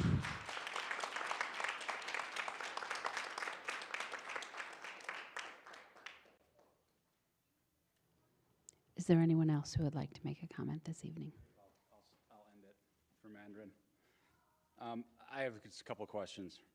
First, the data, understand the data, but is it prorated? Take Sheridan out, take Everett out, take those kids out, and what does that number come to, really percentage-wise? What are we looking at the participation? So I think that someone already asked that. But thank you for extending it to the 5th grade. That's great. But my concern stays the same of how do we get top-notch individuals? You talked about teachers, you talked about how difficult it is to get somebody a really strong teacher in these programs when they know that it's going away. So by the time my son, who's going to be in 5th grade next year, by the time he gets to 7th grade, that teacher is going to know that I don't have a job next year, the year after that. What's my motivation?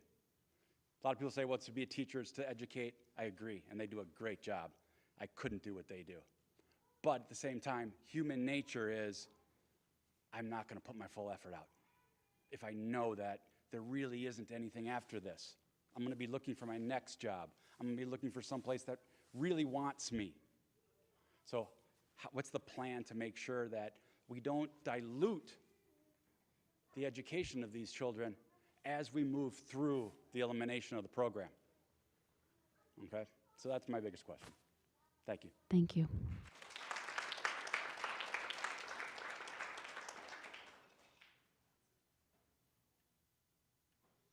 Okay, I just want to make sure. All right, seeing no one stepping to the podium, we will continue with our meeting. First up is our report in detail on the strategic plan.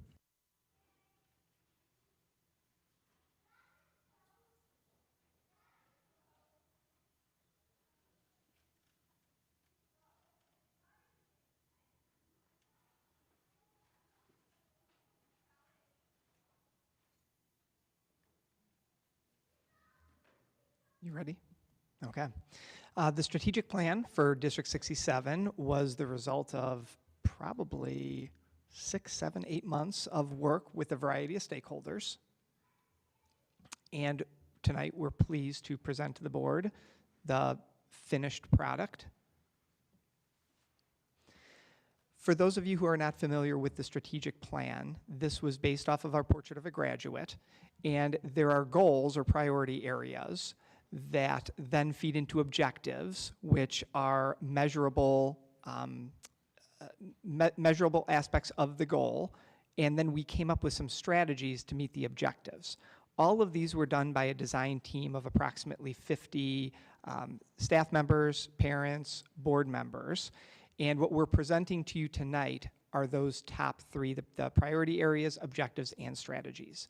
The action steps and the success measures are the next steps of the process that will come out of this.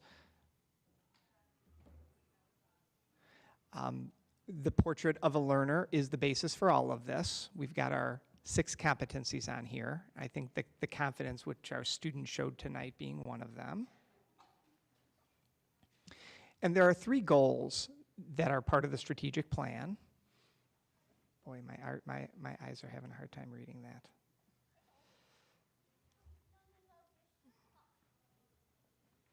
So goal 1 is cultivating excellence in learners, and this one really focuses on our academic goal as well as engagement and innovation.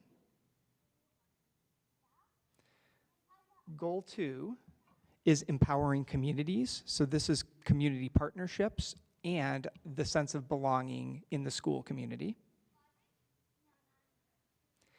And goal 3 is transformative and equitable resources. This talks to our buildings and grounds, fiscal responsibility, retaining and hiring the highest quality staff. And for each of these goals, as I mentioned before, we have objectives and strategies. And we have a quote here to wrap it up by Mrs. Eigenrau as she walked through the process.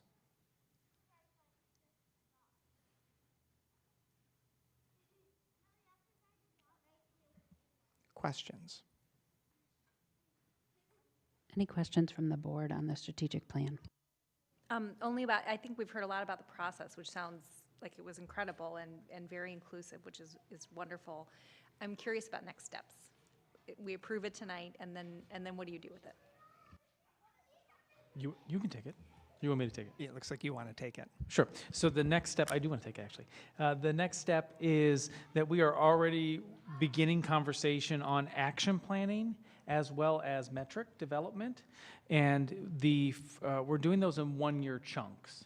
So the commitment to both boards is that no later than September, we will be presenting action plans for the first school year, which is the 23-24 school year, as well as accompanying metrics for the board and the community to track our progress. So we are going to take April through August for that development, and then we'll be presenting them to you either in August or September, and it'll be tracked. My gut right now is quarterly. It may be adjusted accordingly based on conversations from now until then, but it will be very much drilled down to, right now you have goals, objectives, strategies. Now we're going to add action plans that build out those strategies, and then specific metrics that are measurable and, of course, actionable. Great question. Other questions from the board on the strategic plan? I would just like to applaud the administration and the writing team for the work that was done in between the design team meetings. I participated in the design team meetings, and a lot of feedback was provided at each of those meetings. A lot of feedback was provided between those meetings.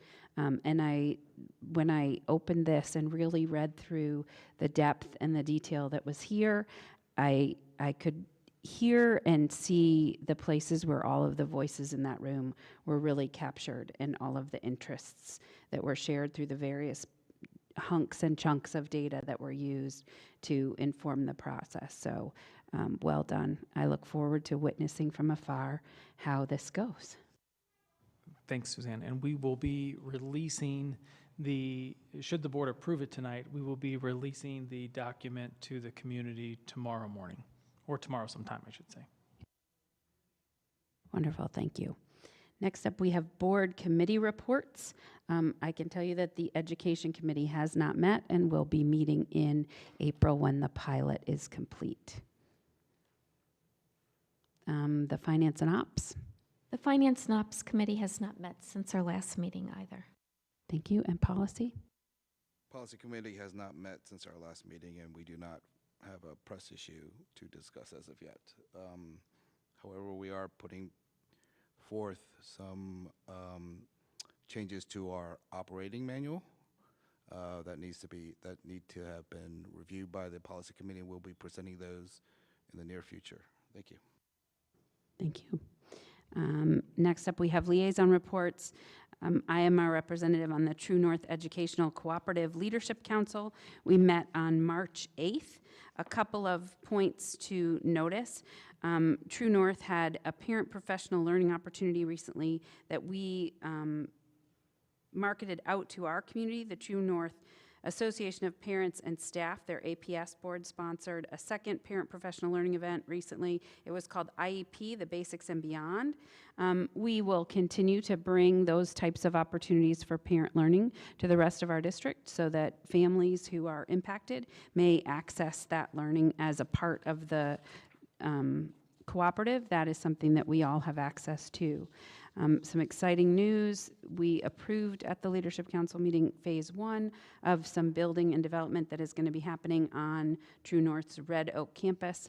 The project is projected to cost just over $3 million, and True North will be using fund balance to cover those costs. We also passed an operations and maintenance 11-year assessment schedule. The cooperative only gets revenue through billing districts for membership and services and programming provided. And so in order to be responsible with our assets there, which we have a whole campus made up of 3 buildings, we needed to have a plan for how we were going to maintain those facilities as well as how that was going to be paid for. And so the Leadership Council made an agreement and has an 11-year assessment schedule that will be followed. And the collection will be done based on district enrollment because all of us are shared owners in that property. Finally, in order to be more transparent with the finances there, we also established an Operations and Maintenance Fund 20. And so from now on, all property, plant, and equipment charges to districts will go into that Fund 20, as well as these maintenance and operations funds, so that it's clear where the money is and how it is to be used. And investments that are made with money that's sitting there waiting to be spent, all of that interest will go into that fund as well. The next Leadership Council meeting is April 19th, 2023 at 7 p.m. Next up, we hear from our legislative liaison, Mr. Carrar. Good evening, Carl Carrar. How you doing? My whole report is it's on the agenda. You can take a look at that. It includes a lot of stuff from EdRed and IASB, and includes some of the items that they talked about and what's going on within the Illinois Congress. One item that came up was early childhood education, and that was discussed and received a lot of attention really over the last couple weeks. It's been an emphasis area of the government, the governor and the Illinois Congress, and it's House Bill 2396, so keep your eye on it. It hasn't passed through everything because they're looking to amend it to make it easier to implement within different schools. So again, please go to the agenda, pull up the full report. There will be more information coming in the next couple months as the spring session comes to a conclusion, and there's a lot of stuff that moves up and down, so just kind of keep your eye out for it, but that's all I got. Yeah, there's a lot going on. Thanks for that, Carl. I completely forgot that at our last meeting in my True North report, we showed the wrong video, and so I had asked the staff to queue up the appropriate video for their strategic plan. We had just completed our strategic plan about a month or so ahead of District 67, and so we are going to share that this evening with our community so that our community understands what they are working on.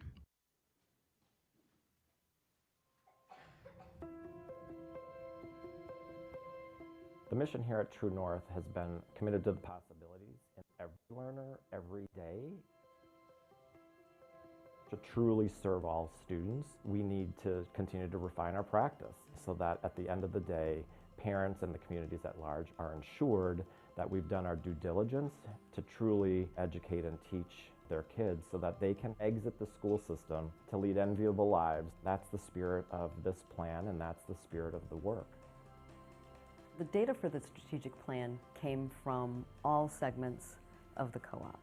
Parents, districts, leadership council members, community voices.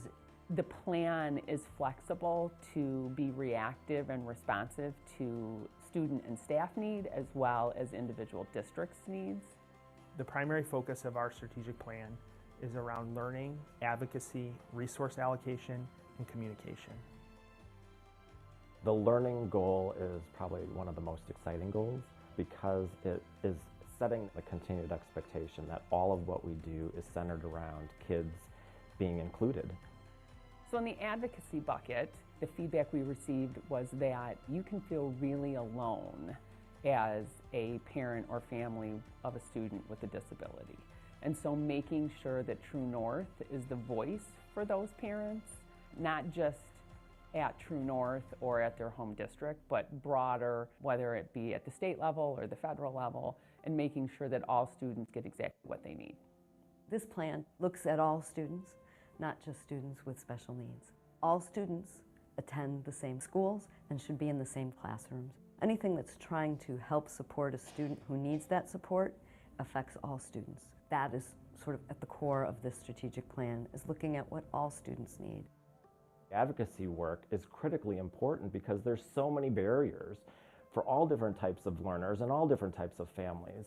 And they too then shouldn't bear the burden of having to do that work on top of managing their disability or on top of managing racism in their lives or on top of people who may not speak English as the first language or they're newly here as an immigrant or people who are LGBTQ questioning. It's not their responsibility to do that work for the collective majority. It's the job of the majority to do that work on behalf of those people. Resource allocation is an integral component of making sure that True North can best meet the needs of students. I mean, this is the whole point of being in a cooperative, is to share resources. Whether you're in a tricky situation as a school and you need someone there immediately to help coach or support a child, True North can provide that. But also, we do have students that are in our district that attend True North schools. And so thinking about the best way to fund and support both of those experiences is really important.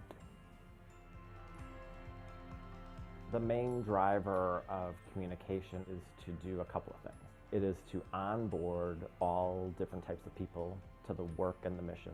In addition, it's also to ensure that our membership at large understands that we're here to support them and that we want to do it in partnership and we want to do it all as a region moving in the same direction. We're all learners, and our mission is to support and educate everyone on the value of every individual. We're moving to a place where True North, but also our member districts, can be a leader, an innovator across the nation. This plan is pointing us in that direction. I'm really excited about what's to come. I would love if people would go to the website and look at the plan and read all the different initiatives that are happening and find a space to be involved and engaged.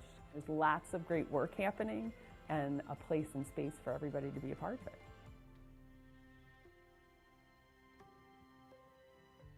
Thank you for the reminder, Tiana. Next up, we have our Spirit of 67 Foundation liaison report from Mr. Chun. Okay. Thank you. This report was sent a little late, so it was not put on the agenda prior to, but we will post this on the BO meeting agenda thereafter following this meeting. Spirit of 67 is hard at work, continually working to raise funds that will soon turn into grants for our schools. Postcard invitations have been mailed to all district households for our spring fundraising event, Rock the Spirit. They have great names. It will take place on Saturday, April 29th, beginning at 6:30 p.m. at the breathtaking Ferrari of Lake Forest showroom. If you have not found it in your mailbox yet, be on the lookout for it. Rock the Spirit is a new event concept for the Spirit. Everyone is encouraged to come. It's a perfect date night or outing with friends to enjoy an evening of live music by the popular cover band Hello Weekend. Plus, some of our own District 67 students will perform as the opening act. There will be delicious food, refreshing beverages, highly anticipated auction items, a dazzling, sparkly raffle item, and more. VP of Special Events Courtney Turner and the hardworking co-chairs Sam Trace and Joanna Naismith have planned an event you will not want to miss. Visit www.rockthespirit2023.givesmart.com. This will be back in the agenda, so you can click on it later. As soon as possible to purchase your tickets. You can purchase a single general admission ticket for $100 or buy 2 general admission tickets for the discounted price of only $180. Also available is the Backstage VIP Pass for $250, which provides exclusive benefits such as reserved seating, recognition on the event website, complimentary valet parking, exclusive access to the early private cocktail reception at 6, and private VIP lounge access throughout the event with locally sourced starters, a buffet dinner, and a high-end open bar. That sounds great. I'd rather go there than a Taylor Swift concert. Anybody interested in sponsoring this event should also visit rockthespirit.givesmart.com. As everyone should know, it is the mission of Spirit of 67 to raise funds and acquire resources to provide enriching educational and cultural experiences for the students, parents, faculty, and staff of Lake Forest District 67 that may not otherwise be provided. Help us support our students by coming to the Rock the Spirit. The Spirit of 67 Foundation Grants team, led by VP Kristen Lee, has been hard at work reviewing and analyzing the 32 grant applications that were received, totaling $217,000. We are thrilled with the participation and creativity of all the grants that were written. Grants will be voted on at the Spirit of 67 Foundation's next general board meeting on April 14th, and the grants day will be revealed on April 20th this year. 67, Spirit of 67 is thrilled to announce that we have another Crosstown competition success story this month. 80% of the families at Sheridan School, Go Sharks, have made a donation to the Spirit of 67 this school year. Because of this, they are being awarded $1,000 in grant money to use at their discretion. With this milestone, Sheridan joins Everett and Cherokee, who reached their goals before December 31st, 2022. Congratulations to Sheridan for this accomplishment. Also, congratulations to VP of Donor Relations, Casey Spirito, and Sheridan Donor Representative Noah Dolan, Brenda Murray, and Heather Gaspar. Currently, Deer Path is the only school that has not yet reached its 70% goal. If DPM hits this goal by April 20th, the 5-6 side and the 7-8 side will each be awarded $1,000 in designated grant money. The Crosstown competition ends this year on April 20th, and the school with the highest percentage of donor participation will be announced the winner. That completes my Spirit report. Thank you. Thank you, sir. Next up, we have the executive APT. Jennifer? So the APT met last week at Croya and had the changing of the guards. And so we have a new executive president, Kimberly Karras, as well as new building APT presidents. And that was about it. For March 21st, there'll be the final community safety series at the Braves Gym. This time it's on fentanyl and the fentanyl issues. And so that's March 21st at DPM. Thanks. Thank you. Next up, we have our action items for this evening. Our first action item is the approval of the 2023 through 2028 strategic plan. May I have a motion to approve the 2023 through 2028 strategic plan? So moved. Thank you. May I have a second? Second. Thank you. Is there any further discussion on the strategic plan this evening? May I have a roll call vote, please? Ms. Sands? Aye. Ms. Helms? Aye. Ms. Manal? Aye. Ms. Mason? Aye. Mr. Chun? Aye. Ms. Lavert? Aye. Mr. Carr? Aye. Motion carries. Next up is the approval to phase out the Mandarin program. May I have a motion to approve the phasing out of the Mandarin program with recommended changes for grade levels 5 through 8 aforementioned by Dr. Montgomery? Are we able to ask questions? So moved. Thank you. May I have a second? Second. Thank you. Any questions or further discussion? Carl, go ahead. Go ahead. I wanted Move to down the line, and then we'll come back if we need to. Okay. I wanted to ask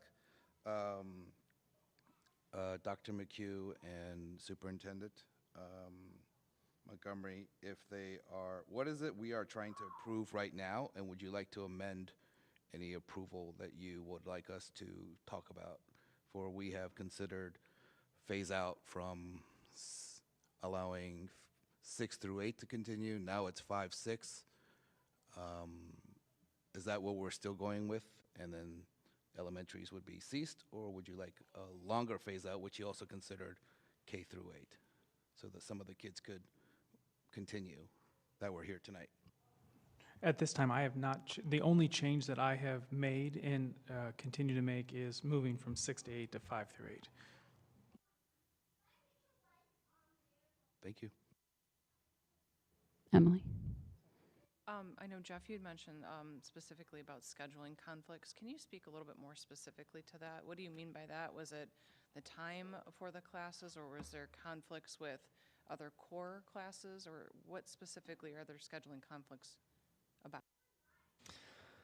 So for Mandarin, we need to take students from all 3 classes at Cherokee and have them together at one time. So there needs to be a common time for that. And right now that time is extended learning, which is when students get intervention. Spanish, each class has that separately. So if, for example, in 3rd grade, the 3 3rd grade classes have Spanish at separate times, but we need all 3 3rd grades to have a common time so that students who are in Mandarin can go and take Mandarin. So one of the challenges with that is, what do we do with the students in Mandarin when their peers are in Spanish? So in the first in the first section of 3rd grade, maybe you have 3 students who are in Mandarin and they need a place to go, which sometimes could be with Wan Lao Shi. Other times we're looking for other places to supervise them and then looking for something for them to do, which could be Mandarin instruction, or it could be doing other work. So it comes to finding supervision and scheduling there just because of the nature of needing to have 3 common times for the 3 classrooms to pull all the kids together. Okay. The next question I had was, I appreciate you clarifying that. I'm really, really concerned about having children, start a brand new language. And how are we as a district going to support those students picking up a brand new language? That's really concerning. Do you have a plan or strategy in place to support these families and these kids? Yes, and that is a valid question. We did hear that from some of the parents. That's not just at Cherokee, that's at Everett and Sheridan too. Anytime we have a family moving in either 3rd or 4th grade, there are students who had taken Spanish who they might previously not have taken that. We've also had that every year with students who have left the Mandarin program and moved into Spanish. So what we do is we do our best to get them up to speed through differentiation. A lot of Spanish is exposure, and it's fewer days a week. So at 2nd grade, it's twice a week for 30 minutes. 3rd and 4th grade, it's 3 days a week for 30 minutes at a time. It's primarily based on vocabulary. It's very different than what the Mandarin program has been, where it was full-blown immersion early on, where somebody to try to come in 2 or 3 years later would be maybe not impossible, but very difficult. With Spanish, we found that students can pick that up, and because it is more exposure, they might not have gotten all the colors in 2nd grade, but coming into 3rd grade, they can start getting up to speed, and we've found success being able to differentiate and get kids up to speed at all 3 elementary schools. So are these kids in the same class as the other 3rd grade students, 4th grade students, or whatever? Yes. Group? Okay, thank you. Okay. And I would just add to that my own 2 students that are in Cherokee got put into Spanish last year as a second grader and third grader and didn't have any issues, and that's exactly what you're asking. So we do this practice regularly, and I have personal experience both as a superintendent and as a parent. My other comment comes from, actually another parent had mentioned it. The last time it was discussed about the program, I guess maybe collectively from the district, was 2021. What happened in 2022? Why weren't there conversations with the parents and the community about the possibility of even considering, dissolving the program? Yeah, I'm going to speak for myself. Dr. Montgomery, I don't want to speak for you, but I think in my own reflection, that was my biggest takeaway of we did have concerns, but we did not engage the community with those concerns. There was not a predetermined plan for this. Even at the beginning of this year, we were not thinking, come March 14th, we're going to be doing away with Mandarin. We've been monitoring it. We've been concerned, trying to make adjustments each year. And even just hearing the parents, some of them expressing like, well, some of those changes might have led to this. I don't deny that. And I was the person in that seat at that time doing everything I could to try to keep it going, but I don't deny that the experience these students had is very different than Alex's experience, and that may have contributed to it. What I can say is there was not only was there not an intent for that, it was the exact opposite. We did have Mandarin nights, and we did try to celebrate Mandarin across the district. We had it at Deer Path, we had it at Cherokee, we tried to celebrate it get it out on Twitter and encourage people. It wasn't enough, and we always could have done more. In reflection, it's what more could we have done? So did that answer your question?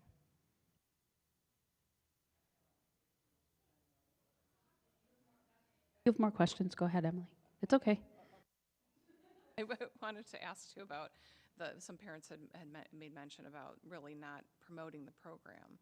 Can you speak to that? Like, why wouldn't we have done it? I mean, it's a really unique experience. I mean, I'll be honest. I mean, the kids are incredibly impressive with how they can speak and at the ages at which they are actually very, I won't say fluent, but they're, it blew me away. And so I'm just, disappointed that we wouldn't have done more to really promote this uniqueness in our district.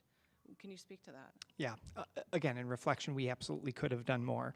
We did do more for Mandarin than for any other language. In fact, I don't know if it was Alex, it might have been Charlie, we pulled together in 2018, 2019, we had all of the district kindergarten families come to Cherokee to say, and it wasn't just kindergarten, it might have even been other families, maybe first grade, to say, hey, we want you to join this. And we had our students who spoke fluent Mandarin, or what felt like fluent Mandarin to me. Was that you or was that Charlie? Okay, it was Charlie. We were actively trying to get people to leave the other schools to come to Cherokee. We didn't have enough interest within Cherokee, and we thought, let's get out there. At every kindergarten information night, every school's principal had a slide and talked about Mandarin.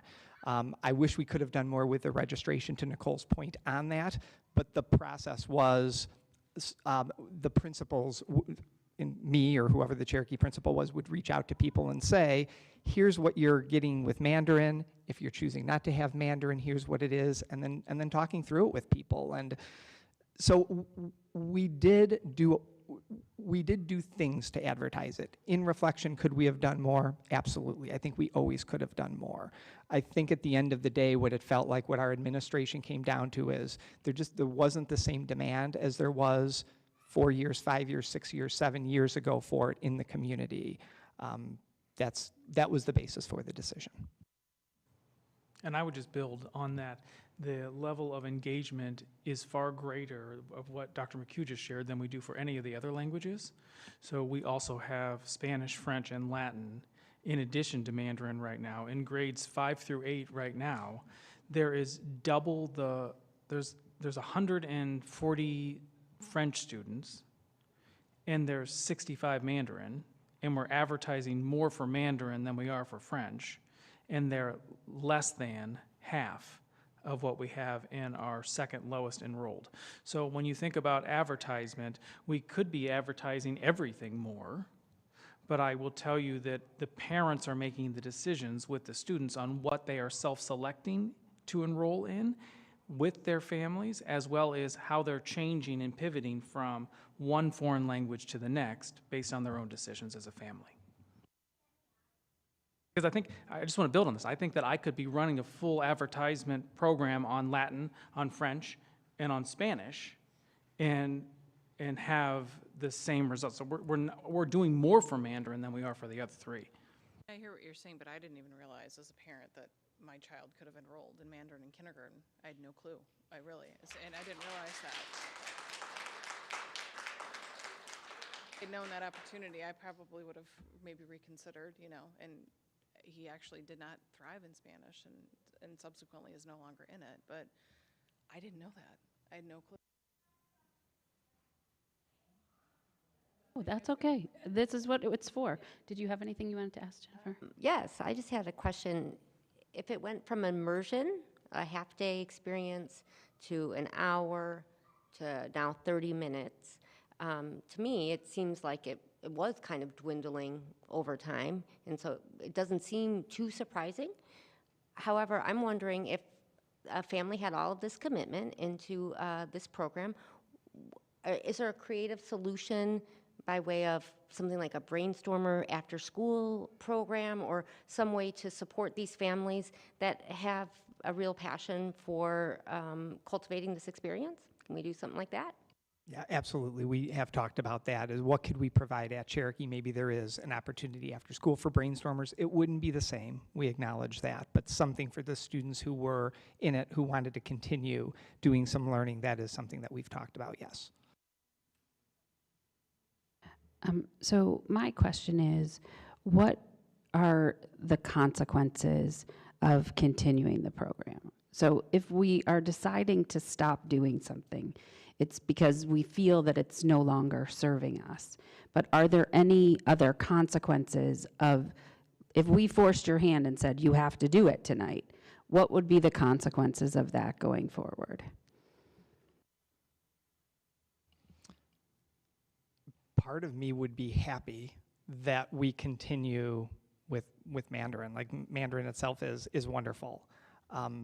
It's coming down to also looking ahead as this was to speak to your president's report, maybe this is where you were going, maybe it wasn't. It's the big picture system of a district and how we're allocating our resources. And especially looking at our, we do have bigger K and 1 classes this year. Looking at second, third, and fourth, as those are going from 12, 11, 10, down to then we get into middle school, we lose a couple more students here or there. For years, we're gonna be running classes of now 10, maybe 9, maybe 8, maybe 7. And we don't do that we try not to do that typically in any other area. And the worry is that attrition we're getting in the primary grades down to 4th grade, it's gonna continue that trend. So it really came down to how are we allocating resources. It happened with French and Latin back in, before my time here, but we used to do French and Latin at the elementaries as well, probably when Alex was here. Oh, even before that, in the Wayback Machine. When my kids were here. When your kids were there, so a really long time ago. Oh, thank you. And the youngest one is still at DPM, let's be clear. No, but when my older two were, it was, for Jack, you had a choice. I think in 2nd grade you did Latin, and then in 3rd and 4th you had a choice between all of those languages, and then you continued on at DPM or switched. Right. But I think to your question, could we continue doing it? We could. It's not, we would work through all of the challenges of continuing year in and year out to problem solve the schedule. I don't foresee that ever going away. If we were to lose a teacher, to try to find another teacher, and I could talk at length about the processes that we went through to find a teacher. Doing it for Juan Lauscher's leave was very challenging. We did get somebody virtually to do that. We called everybody we knew, from former teachers to reaching out to all of our contacts nationwide. We were reaching out to people and finally got somebody through proximity learning. So we'll continue to navigate. The challenges are there. The concern is, in terms of where we are with the demand of this, is this where we're putting our resources? That really is what it comes down to. And in looking at these enrollment numbers, I mean, I think I saw 6 or 8 coming up next year to 5th grade. If we keep it in 5th grade, are we opening it up to, as a choice for our Sheridan and Everett students, so that that can be a more robust number, or not?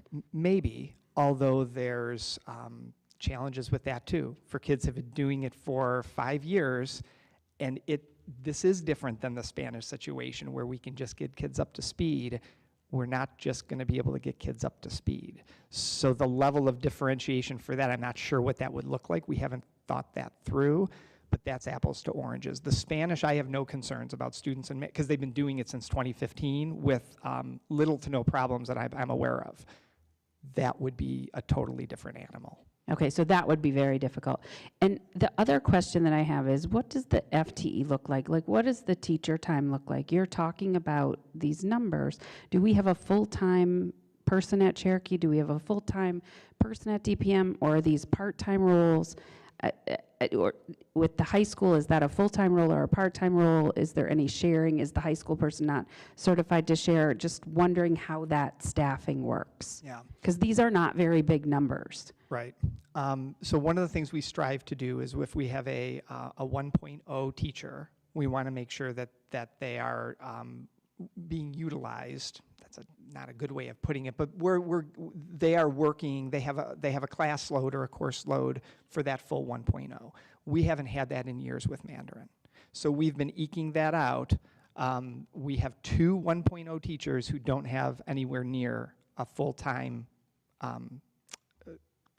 caseload, so to So we're speak, paying of for a whole students. teacher to only do a part-time of their day, or do they do Correct. something else? Well, they do other things. For example, there's other things in the school where you're supporting students that are good for kids. Nobody's sitting around eating bonbons with their feet up. But it's not, again, due to the change in the minutes too, that was our doing for that. But we don't have that need. However, if we start to now make a 1.0 a 0.6, are we going to be able to retain our staff? We thought no. So the reason that we have kept them at those 1.0s is to retain staff. But and I think at Deer Path we had the lowest ever this past year, maybe in terms of number of classes. Maybe not the COVID year, but it was the fewest numbers of sections that she was teaching. That's a concern as we're looking at how we're getting the max out of our money. And is the reason that we have not offered, or I don't know if we do or we don't, like a Mandarin 1, right? A beginner Mandarin in 5th grade because of lack of demand as kids come in from the other schools? Correct. There were beginning Mandarin every year up until maybe 2 or 3 years ago. There was a fluke year in, I don't know if it was 2017 or 18 where we didn't offer one, but then that jumped back up into 2019, maybe even 2020. But the last couple of years we have not had beginning Mandarin. So, okay. Thank you. Alice, did you have any further questions? I have a question. So one teacher teaches 30 minutes a day, 5 days a week, or how many classes does this one teacher teach? 5 classes of 30 minutes a day. 5 classes in a day. Of 30 minutes, 1 for each grade level. You're talking the elementary teacher, right? And then in some of those additional times, it's supporting some of the students who, as I mentioned before, if their class is at Spanish, they can go down there. She's doing other things in the building. She's not sitting around idle doing nothing, but she's not a 1.0. Dedication to Mandarin is 5 30-minute classes a day. Correct. Okay. Second question. Has there been any thought to, based upon the input from the parents, of extending this another year to see if, knowing that it's at risk, enrollment may increase? And reevaluate it 1 year from now? Do you want me to take that one? We can do whatever the board wants to do. I don't think, based on what we're seeing from a trend line, that 1 more year will matter. Based on the attrition that we are getting year after year, and you would have to have a great influx in all grade levels, and then that would have to translate also year over year. And we have not seen evidence of that in the last 5 or 10 years. So I don't know what 1 year would do, but that being said, we serve at the pleasure of the board. Carl? Thanks. Hey, Jeff, first off, I appreciate everything you do. In fact, I know you're passionate for not only this program, but for education in general. And anytime I need to pick me up and to realize why I'm doing this, all I have to do is talk to you about it. And you really do pick me up, so thank you. So I know you take this very seriously, and I know it actually pains you to go through this process. So my questions are pretty straightforward. And maybe you can't answer that, maybe you can. I'm just curious more on the, get down to brass tacks, what are the costs? So if you're talking FTE is one thing, but are there other supports, transportation, any other alternate costs or other costs that are associated with this that if we disband it or do away with it, what does that really mean? The primary costs are in the teacher salaries and benefits. Transportation, we no longer offer busing. There used to be busing that the district would pay for. We have not done that for years for people who have students at other schools. One of the big pieces is professional development and opportunities. We used to receive a $10,000 grant from a $10,000 grant from Asia Society every year. The high school got $10,000 and we got $10,000, and that would be used to support professional learning for the teachers, for supplies. Asia Society discontinued that, full stop. So we don't receive that money. Now that in itself did not directly impact this decision, but that's a financial piece now that we're picking up some of those financial costs from our end. You've got the supplies that were, that's a nominal cost though for it. The biggest piece is the FTE and everything we're doing to support the program and the teachers. Okay, so the costs are very similar with the other languages then? Correct. And everything else? I think we've done more for Mandarin because we did have the Asia Society grant. That was a nice chunk of money that we could work with to support the program. We did not have a like grant for Spanish, French, or Latin, so I think we did more for Mandarin. Okay, so again, just dumbing it down from my simple understanding, it's somewhere between $150,000 to $200,000, I guess, total cost to the district to keep these two teachers full-time. It's $136,000 and some change for salaries for the two teachers. Then, so I think 150 to 2 is probably fair when you're looking at benefits and you're looking at other PD that's associated through it, and we do in 5-year increments, so you can just multiply that by 5 for a 5-year balance. We spend about $778,000 in the other foreign language teachers as you look at both elementary and the middle school. So it is conservative 150 a year. Okay, thanks. Just wanted to get a ballpark. Me personally, it seems like a small cost to keep it going for another year, but I will defer to. Thank you, and thanks to everyone for your questions. It's a nice thing to go last because you all asked very good clarifying questions. I think the one thing that I heard from the community kind of repeatedly tonight and also in the emails that we received is to ask us to just put off this decision to allow more time for community feedback. And I think we've all acknowledged that perhaps we could have done more to get community feedback in advance of tonight's vote. And so I'm wondering if there is some sort of timing reason why we need to take the vote tonight. I know that sometimes just with the timing of teacher contracts and things like that, we have a time crunch, but I'm wondering if that's the case now and whether it would be beneficial to the process to just give the community the time that it's asked for before we take a final decision. Do you want to take that one or do you want me to?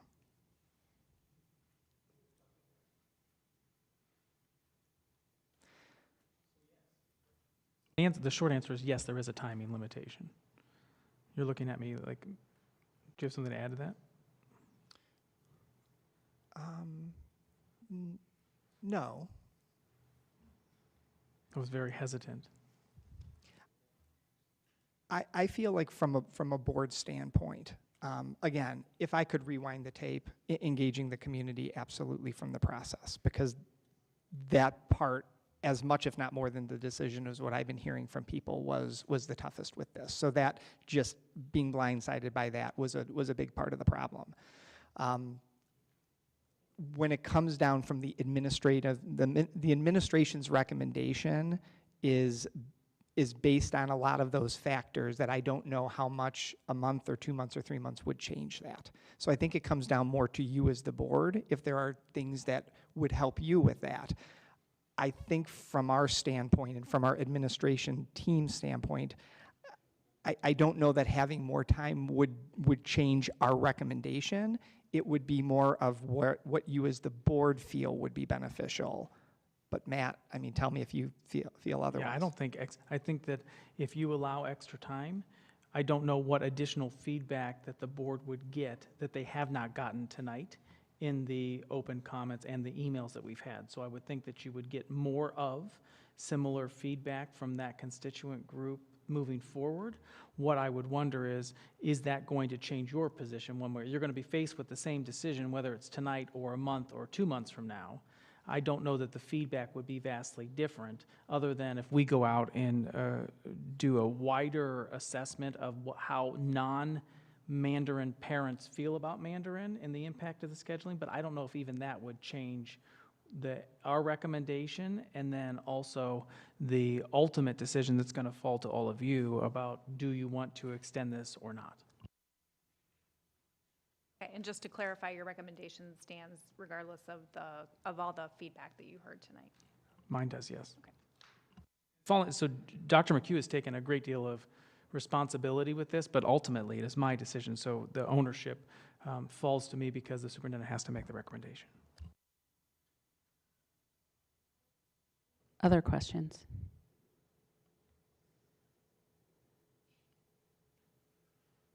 Okay. May I have a roll call vote, please? Mr. Chun? Nay. Ms. Sands?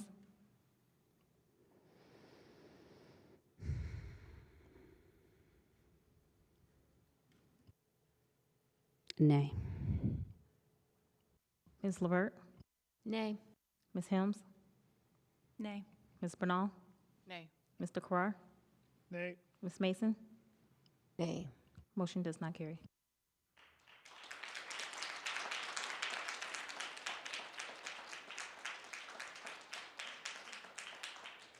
Next up, we have an adoption of a resolution authorizing the honorable dismissal of a full-time tenured teacher. So I have a lot to read.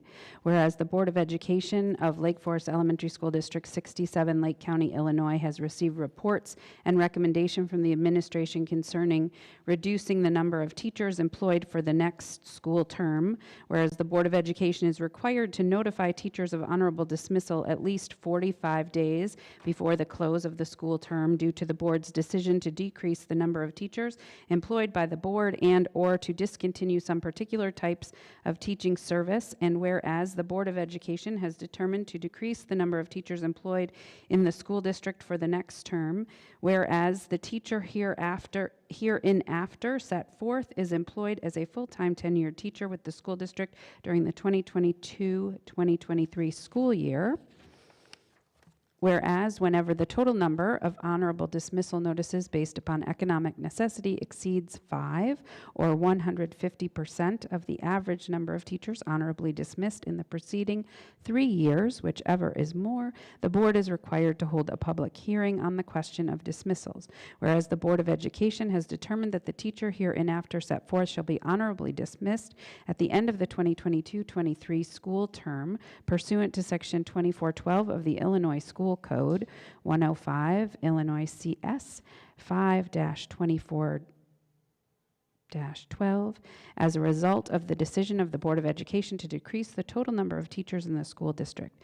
Now, therefore, be it resolved by the Board of Education of Lake Forest Elementary School District 67, Lake County, State of Illinois, as follows. Section 1, that the following tenured teacher is hereby honorably dismissed effective at the end of the 2022-23 school term in conformance with Exhibit 1 attached hereto and made a part hereof, and is not reemployed for the 2023-2024 school year because of the decision of the Board of Education to decrease the number of teachers employed in the school district for the next term. Section 2, that the President and Secretary of the Board of Education are hereby authorized and directed to send the teacher a written notice of honorable dismissal by certified mail, return receipt requested, at least 45 calendar days before the end of 2022-2023 school term, which notice shall be substantially as set forth in Exhibit 1 attached hereto.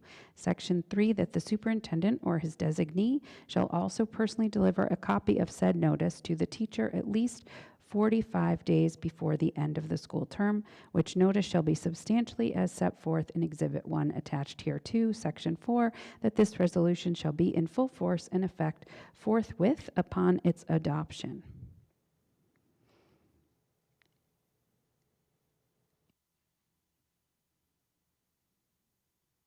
May I have a motion to adopt the resolution authorizing honorable dismissal of full-time tenured teacher? So moved. May I have a second? Second. May I have a roll call vote, please? Mr. Carrar? Can I just ask a question first? Go ahead, sorry. Is this teacher impacted at all by the last vote that we just had? Item number 2. But Dr. Georgia, that's an immediate recall that.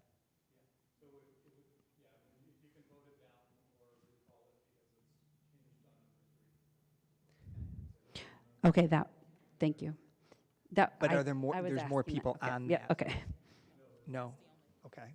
So voting it, So it was an action item, so we have to take action on it as a posted action item, but we can vote it down. So is it our understanding that we need to keep this teacher now because of the previous vote? Excellent. Is everyone in understanding of that? May I have a roll call vote, please? Ms. Mason? Ms. Mason? Nay. Ms. Helms? Nay. Ms. Bernal? Nay. Ms. Levert? Nay. Ms. Sands? Nay. Mr. Chun? Nay. Motion does not carry. Thank you. I have to do it again. Yep. This is the law. Adoption of a resolution authorizing honorable dismissal of part-time, non-tenured certified nurses and preferred building substitutes. Whereas the Board of Education, the Board of Lake Forest Elementary School District 67, Lake County, Illinois, has received reports and recommendation from the administration concerning reducing the number of certified school nurses and preferred building substitute teachers employed for the next school term. Whereas the Board of Education is required to notify employees of honorable dismissal at least 45 days before the close of the school term due to the board's decision to decrease the number of employees employed by the board and or to discontinue some particular types of teaching service. And whereas the Board of Education has determined to decrease the number of employees employed in the school district for the next school term, whereas the employees hereinafter set forth are either part-time, non-tenured, or full-time, non-tenured and employed with the school district during the 2022-2023 school year. Whereas whenever the total number of honorable dismissal notices based upon economic necessity exceeds 5 or 150% of the average number of teachers honorably dismissed in the preceding 3 years, whichever is more, the board is required to hold a public hearing on the question of dismissals. The Board of Education has determined that the employees hereinafter set forth shall be honorably dismissed at the end of the 2022-2023 school term pursuant to Section 24-12 of the Illinois School Code. As a result of the decision of the Board of Education to decrease the total number of employees in the school district, now therefore be it resolved by the Board of Education of Lake Forest Elementary School District 67, Lake County, State of Illinois as follows. Section 1, that the following employees are hereby honorably dismissed effective at the end of the 2022-2023 school term in conformance with Exhibit 1 attached hereto and made a part hereof, and is not reemployed for the 2023-24 school year because the decision of the Board of Education to decrease the number of employees employed in the school district for the next term. Section 2, that the President and Secretary of the Board of Education are hereby authorized and directed to send the employees a written notice of honorable dismissal by certified mail, return receipt requested at least 45 calendar days before the end of the 2022-2023 school term, which notice shall be substantially as set forth in Exhibit 2 attached hereto. Section 3, that the superintendent or his designee shall also personally deliver a copy of said notice to the employees at least 45 days before the end of the school term, which notice shall be substantially as set forth in Exhibit 1 attached hereto, that this resolution shall be in full force and effect forthwith upon its adoption. May I have a motion to adopt the resolution authorizing honorable dismissal of part-time, non-tenured, certified nurses and preferred building substitutes? So moved. May I have a second? Second. Any further discussion on this one? Carl? So I don't remember doing this last couple of years. Why are we doing this now?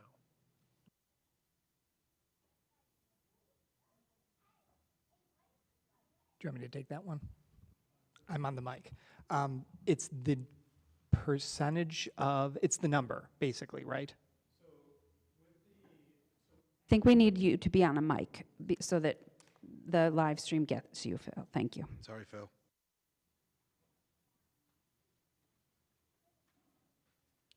So we had the hearing at the beginning because of the number of people that were being non-renewed. The decision for the non-renewal of the nurses is based on their part-time, and in looking at the staffing for next year, we'll be able to replace with a full-time. Then with the permanent preferred building substitutes, the district is looking at restructuring that model. And because we've had them in place for a number of years, some of the PBSs are in a spot where they could get tenure with the district, and we need to non-renew all of them and then bring back based on what the need for the district is at each building. Understood. So we're taking them off the tenure track, Correct. and then they can reapply later. Correct. Thank you. Thank you. Just one final question. Has this been communicated to them in any form as of yet? Yes, yes, we've taken extensive measures to notify them of this process. You know, we had the recognition for them just last month, and that, you know, that was something we reiterated, that this is not in any way a reflection on them as people.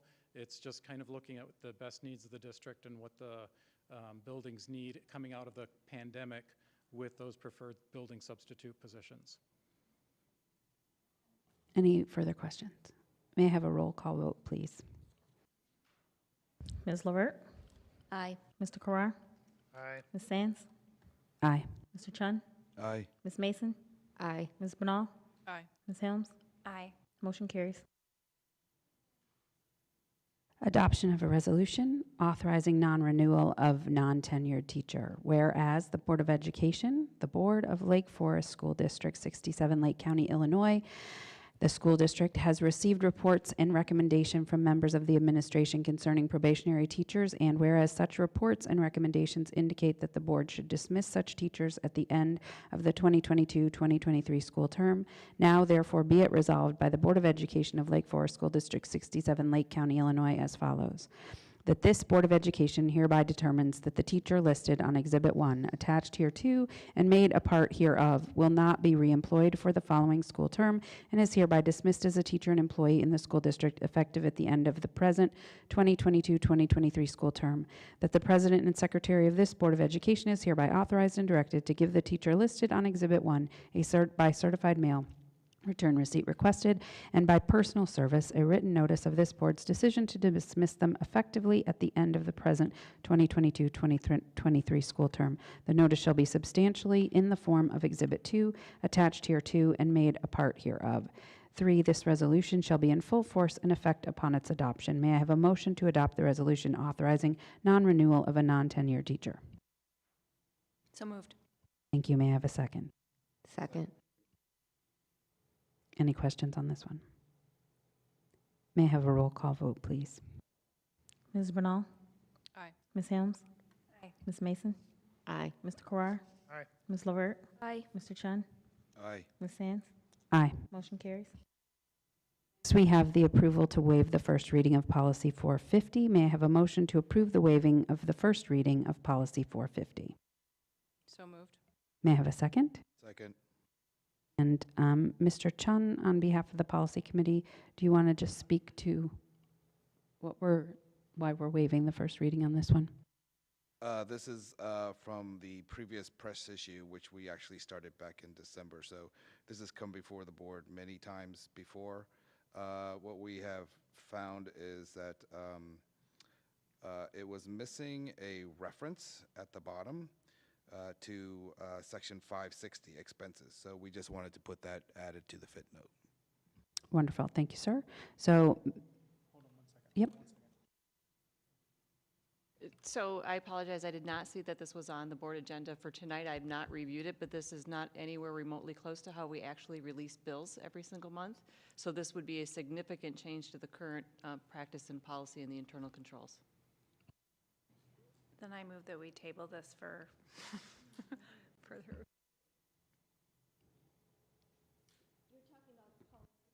450? This basically actually is exactly, I mean, what I'm talking about is the policy and the practice that we have, Alice, where we send you the bills every single week along with Suzanne. They're reviewed, we get authorization to release the checks. They're sent to the board, of course, in part of the packet. But what this does is actually say that we will prepare the list and send it to the board before any checks are released. So it'll be 4 to 6 weeks, depending on when those checks are processed before they would get approved and mailed.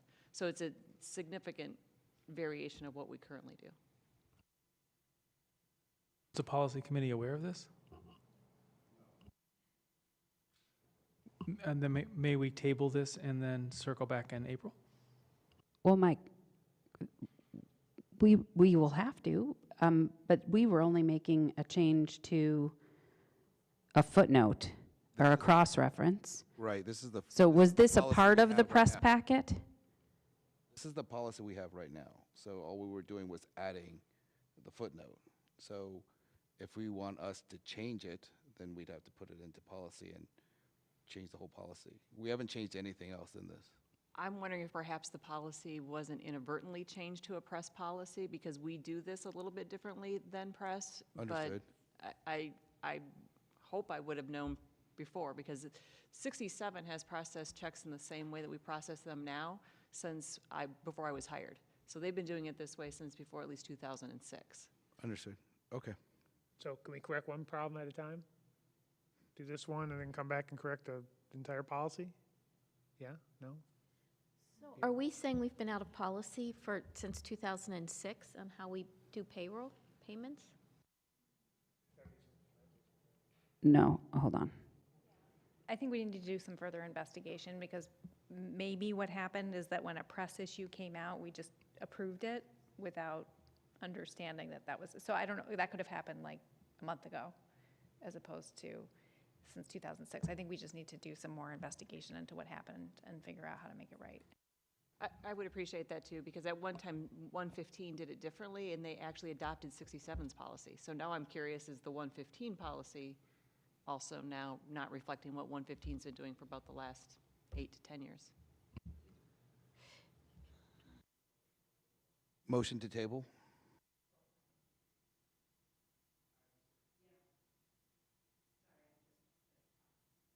So moved.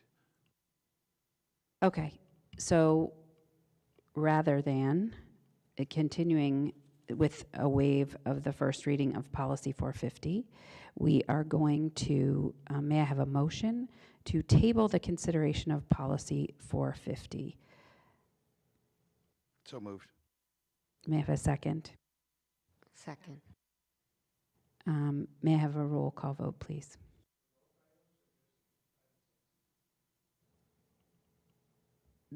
We're waiving the first reading, so we aren't going to be able to do a second reading if we're not waiving the first reading. Does that make sense? Yeah, okay. We can do one motion to table both. We're going to back up. May I have a motion to table both the waiving of the first reading of policy 450 and an approval of the update of policy 450? The policy will be sent back to the policy committee for further consideration. So moved. Thank you, Carl. That's our first on that. A second? Second. Thank you. May I have a roll call vote, please? Mr. Carrar?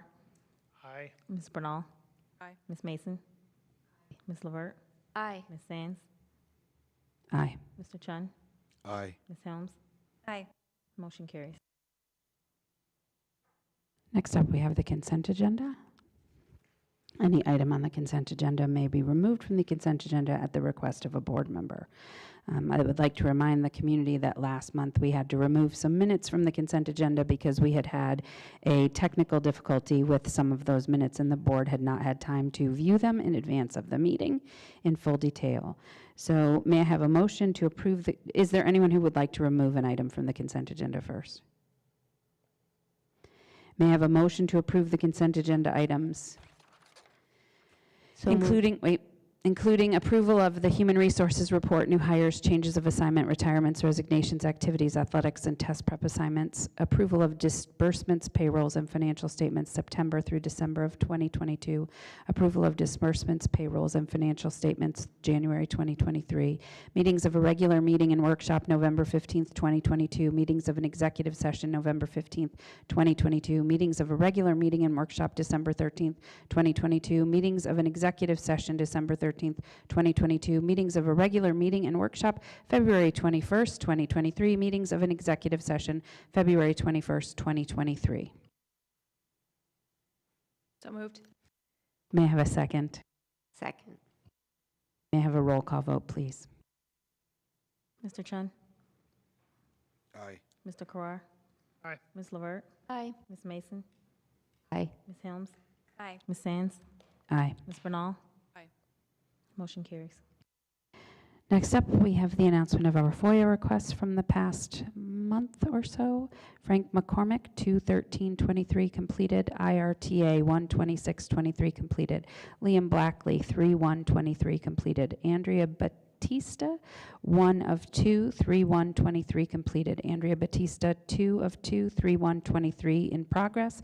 Zach Manchester, 3/6/2023 completed. As a follow-up to the community notice by Dr. Montgomery, the link you will find on the agenda will take you to the district webpage for recent FOIA requests. We are at the second opportunity for public participation in this evening's meeting. Is there any member of the public who would like to speak to the board? Seeing none, we will move on to announcements. Tuesday, March 21st, 2023, we have a community safety series, What Parents Need to Know About Fentanyl, at 7 p.m. at the Deer Path Middle School Braves Gym. I will be there if you are going. Monday, March 27th, 2023, spring break through Friday, March 31st, 2023. As I started my president's report, spring break, no school for students or staff. Please go out and enjoy. Monday, April 3rd, 2023, school reopens, quarter 4 begins. Tuesday, April 25th, 2023 is our next Board of Education meeting at 7 p.m. here in the West Campus boardroom. May I have a motion to adjourn the City of Lake Forest District 67 board meeting for March 14th, 2023? So moved. May I have a second? Second. May I have a voice vote, please? All in favor say aye. Aye. Aye. Our meeting is adjourned. Thank you.